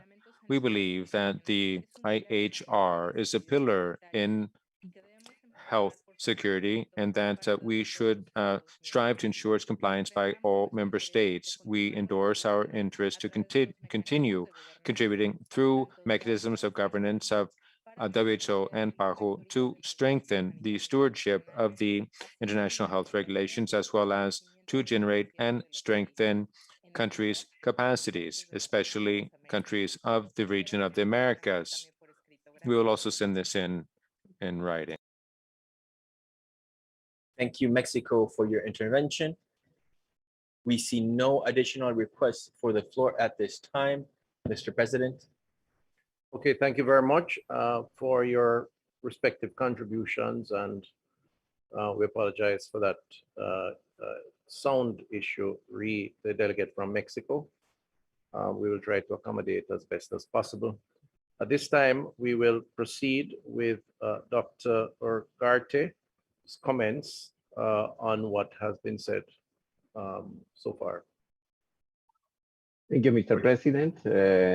I would like to thank Honduras, the US, Canada, Brazil, Peru, Colombia, Cuba, Argentina, Mexico for their comments. We have been, as I mentioned previously, we have been organizing virtual meetings, information meetings, and IHR came almost in all meetings as a key factor. The member states have been very clear in several aspects, particularly on the responsibility of the countries and the mandates that they provided to the Secretariat for the application and implementation of the international health regulations. And as I mentioned previously, there is a very important task for all our member states to fully comply with the international health regulations, and at the same time to review how it can be improved through the application of the existing articles, and also participated in discussions at the working group on preparedness and response of WHO, because many decisions will have a big implication on the implementation of the international health regulations. And many of the emergencies that we deal with are related with the implementation of the IHR, but also on several other aspects that the member states have mentioned, including transparency, including sharing of information, including application of all the articles that are related with health emergencies, and also new other aspects that are not considered currently in the international health regulations that may be needed to be also looked at. Thank you, Mr. President. Thank you very much. And I will now ask Madam Director for her comments. President, I want to take this opportunity to thank member states who have over the years improved on their core capacities.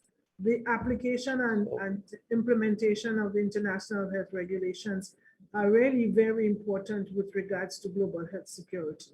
And we've noted the improvements over years.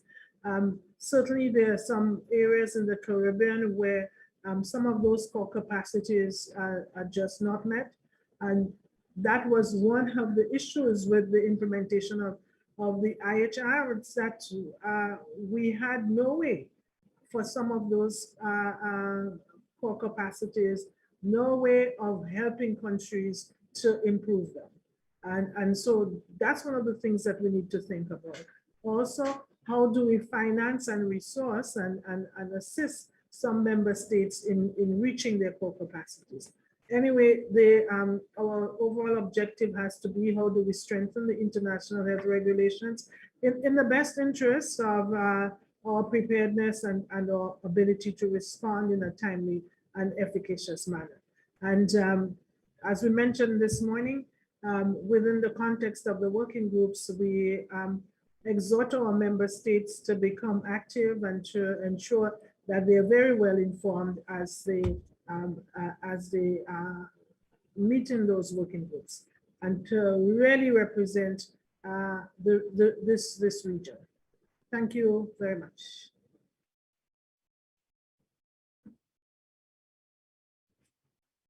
Thank you very much, Madam Director. I would like, therefore, having heard the comments, to inform the Council that the discussion will be reflected in the final report. Thank you very much. Okay, so we are going to now revisit items 4.7. So the Council will consider PR1 revision 1, which is of course reinvigorating immunization as a public good for universal health. I would like to invite Canada, who I understand chaired the informal consultation, to report briefly on the negotiations. Can we invite the delegates from Canada to speak now, please? Thank you very much, Mr. President. As you point out, I've had the honor to chair this informal discussions through the working group that was stood up yesterday afternoon and this morning. I think we went over something like 4 hours of negotiations to finalize the draft that has been circulated. That's available on the, from what I understand, on the website for this very important resolution. I must stress that the engagement of the member states who participated in the working group was invaluable and really demonstrating a lot of flexibility in the language we wanted to put forward to ensure that the resolution was covering as much ground as possible, ensuring that it would benefit the most vulnerable in the region, but also ensuring that we were looking forward in trying to enhance some of the relations amongst member states on some of the aspects. So you will see that we tabled, we have this draft resolution here that is the fruit of this this work that has been really done in the spirit of consensus and solidarity across the region. And I hope that the committee will be supporting the resolution as it's been drafted here. Thank you, Mr. President. Thank you very much for that, for your work, first of all, for chairing this informal committee. I do take note that it has, you know, a lot of time was spent, and thanks to members who participated in order to achieve consensus around this issue. I think this is worthy of note. I will now request that the rapporteur presents to the council the amendments to the proposed resolution. And just for emphasis, to be clear, that I'm requesting that only the changes are read at this time. Bien recibida su instrucción, señor presidente. We hear you, Chair. Got those instructions, and I will focus in my reading only on the changes, as you've requested.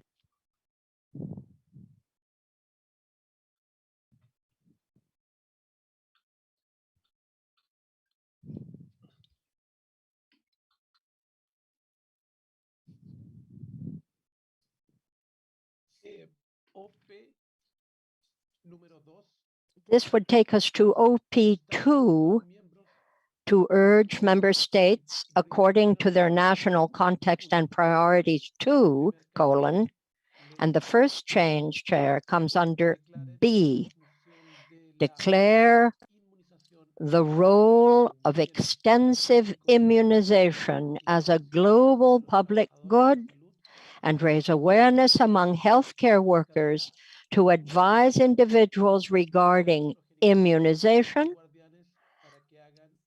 among parents and guardians to have their children immunized, and among individuals to be vaccinated following the officially recommended immunization schedule. I move to E. Now, this is an addition. It's a completely new text, sir. Still under OP2, E, in the context of the COVID-19 pandemic, and especially in the global context of immunization and international travel requirements, implement as appropriate measures to facilitate free movement of travelers consistent with the international health regulations and taking into account the recommendations and guidance on immunization and travel of the World Health Organization, WHO. I move to OP3, Chair. OP3A. To request the director to, A, provide technical cooperation and promote collaboration within and across all levels of the organization and member states in support of revitalized immunization efforts to increase regional immunization and facilitate the achievement of the Sustainable Development Goals and promote the recognition, acceptance, and use of safe, effective, and quality assured vaccines according to the international standards recommended by WHO for the production, control, and oversight of these essential health technologies. I move to OP3B. Promote the recognition and acceptance of safe and effective vaccines authorized by regulatory authorities listed by WHO, WLA, PAHO National Regulatory Authorities of Reference, the NRAR, and/or the World Health Organization emergency use listing or pre-qualification procedures to support implementation of national vaccination plans in the region and its associated processes as appropriate per national policies. I move to E. Promote the dissemination of evidence-based information available on immunization, especially against SARS-CoV-2, and encourage its use in member state decision-making, favoring as appropriate the recognition of WHO and PAHO guidelines on immunization. F. Facilitate, at the request of member states, the coordination of processes related to immunization as appropriate, including through technical support for implementation and verification of digital and our quote-unquote smart vaccination certificates in accordance with national priorities and policies. That concludes the reading, Mr. President, of the changes that have been made per the exchanges that were carried out yesterday. Thank you, sir. Thank you very much. That was very efficiently delivered, and we certainly appreciate it. Okay. I am being told that there are more changes. Are you sure that you have completed the changes as announced? The rapporteur? I'm consulting. Could you just check while we consult? Hold a second. What others are there? Estoy chequeando. I am checking, Mr. President, says the rapporteur. I'm checking.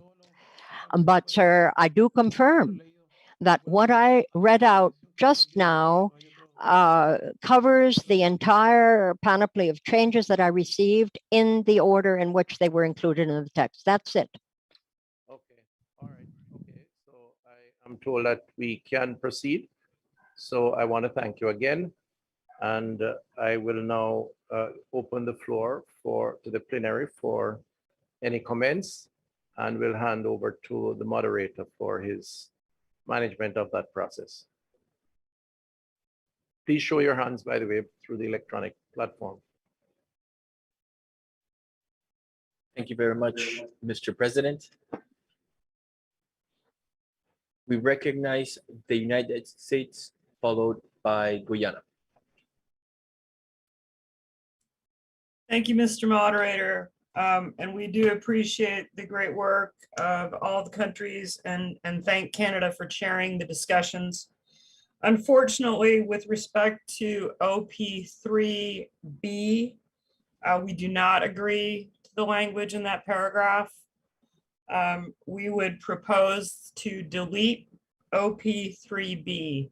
Thank you.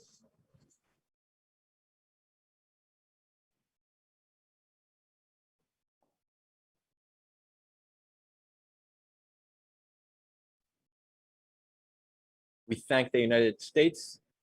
We recognize Guyana, followed by Colombia. Thank you all.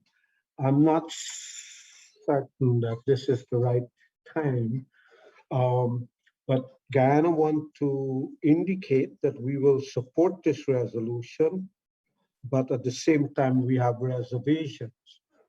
Guyana is fully committed to vaccines as a public good. Guyana's vaccination and immunization program with vaccines to prevent diseases across the life phases has been internationally acknowledged. We utilize all relevant vaccines, and these are provided free for all citizens. Our children vaccination program, which includes 18 different antigens routinely, have almost 100% coverage on an annual basis. There can therefore be no questioning of Guyana's commitment to vaccination and immunization as a public good. We fully support all the preamble statements. We have no objections to the resolve clauses in principle. We have no objection to the request made to the Director of Power in principle.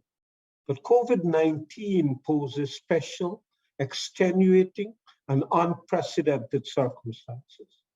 The inequitable access to COVID-19 vaccines, the inequitable access to these vaccines has forced countries to take actions to safeguard their citizens with vaccines such as Sputnik V, which has not yet been included in the WHO list of approved vaccines. We believe that sufficient consideration is not given to these special, extenuating, and unprecedented circumstances, and to protect countries and citizens opting to take vaccines such as Sputnik V.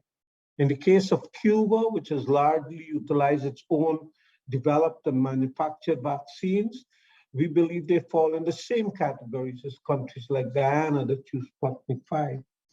The resolve issues and the clauses and the requests made of the director in this resolution potentially can have negative impact on countries which took well-intentioned action in the face of gross inequity in access to COVID-19 vaccines.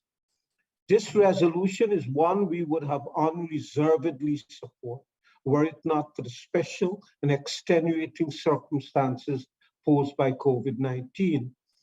Given that it has not taken sufficient consideration for those special and extenuating circumstances, Guyana wants to record our reservations.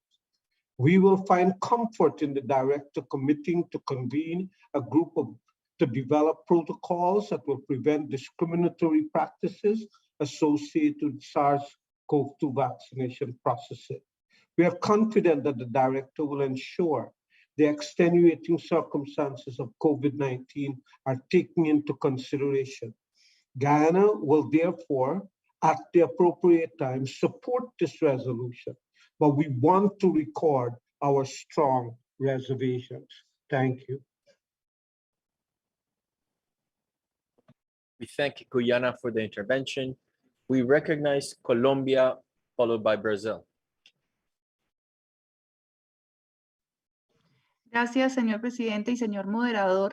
I thank you, Mr. President and moderator. Let us avail ourselves of this opportunity to express our deep thanks to Canada for the hard work in moderating our group and for indeed all of the offerings of the various member states who have worked on this text. Colombia feels it is essential to keep 3B of this proposed resolution, given that this paragraph, in fact, garnered the support of a number of countries. It was looked at very carefully in the various negotiations, and it certainly has the support of Colombia, among other countries. And therefore, Mr. President, we would request that this paragraph be kept, be maintained. Now, perhaps that will necessitate finding some different language that might be acceptable to the delegation of the United States, but it is important for us that the paragraph be maintained. Thank you. We thank Colombia for the intervention, and we give the floor to Brazil. And thank you very much, Mr. President. And let me say simply that I echo Colombia. Brazil had already presented its contributions in terms of drafting, but we would like certainly to support the inclusion of that paragraph in this proposed resolution. We've worked very hard on this, and again, we very much thank Canada for shepherding us through this difficult passage. And we hope that we can reach agreement on the actual language in B, but we do very much insist that it be included in the proposed resolution. I thank you. Thank Brazil for the intervention. And we recognize Mexico. Muchas gracias. Thank you. Thank you, moderator. First of all, again, as others have done, our expression of sincere appreciation to Canada for having seen us through the hard work that was carried out in the hours of negotiation on this proposed resolution. And we would support this resolution as it was read out, this proposed resolution as it was read out in toto, including the paragraph 3B that our esteemed colleagues from the United States expressed they would prefer deleted. And therefore, we support Colombia in the notion that perhaps we can find some way forward through alternate language. Thank you. Mexico for the intervention. And we see no additional requests for the floor at this time. We go back to you, Mr. President. Okay, thank you very much. Thanks to members who have commented on 4.7 and the adjusted language coming out of the informal working group. We do note a difference of opinion or view. Guyana, we thank for their intervention, but nevertheless,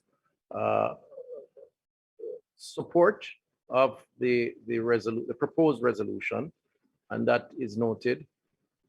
The real issue now is with the position taken by the United States, the US, and requesting that 3B be dropped entirely, and support for the said 3B by others, Colombia in particular, and Mexico.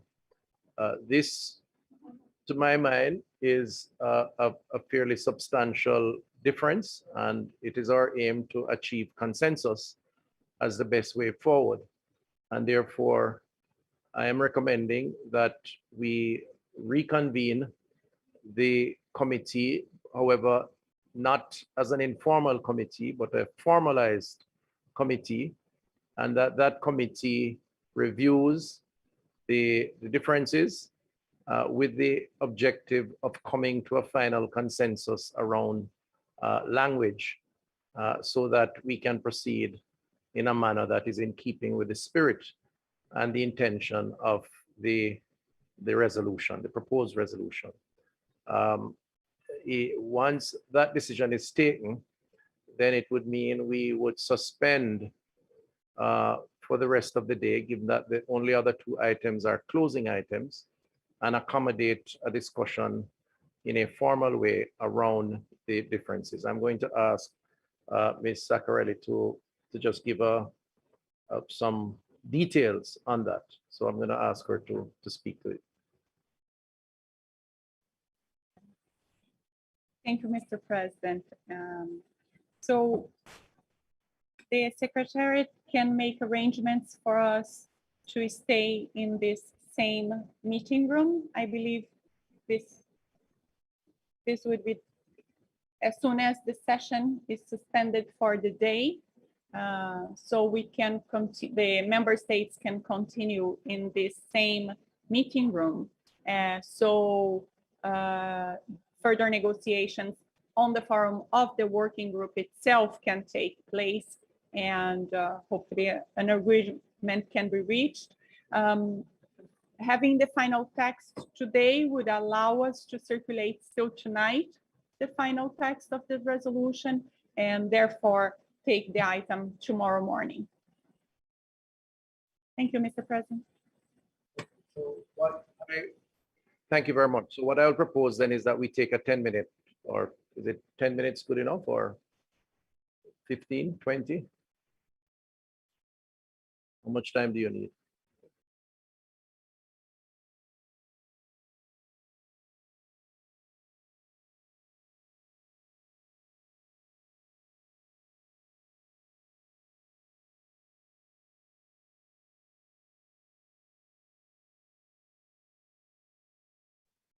Okay, so to formalize the process, what we will do then is suspend for the day, and convene the working group at 4 p.m. It's now 3:44. So we will suspend the discussions for the day, and we thank all those who participated and the decisions that have been made. A lot of work, and we will convene the official work group to review the points of disagreement with the hope of achieving a consensus around language for 4.7. Thank you very much. As it relates to tomorrow, assuming that we can agree and circulate the new language, we should be in a position tomorrow morning to deal with this item first, and then we wrap up with the other two closing agenda items, and altogether conclude a successful 59th session of the Directing Council. That's the hope, and I'm sure that's what we will achieve. Thank you very much, and we will speak again at 4 p.m.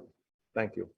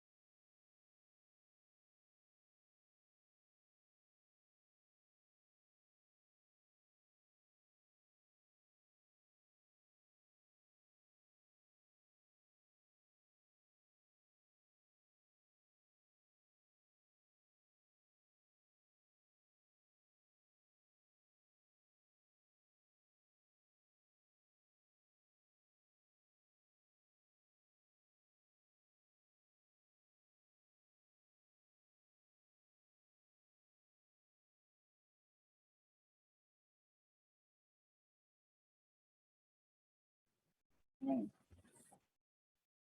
Very good afternoon. Thank you for joining us.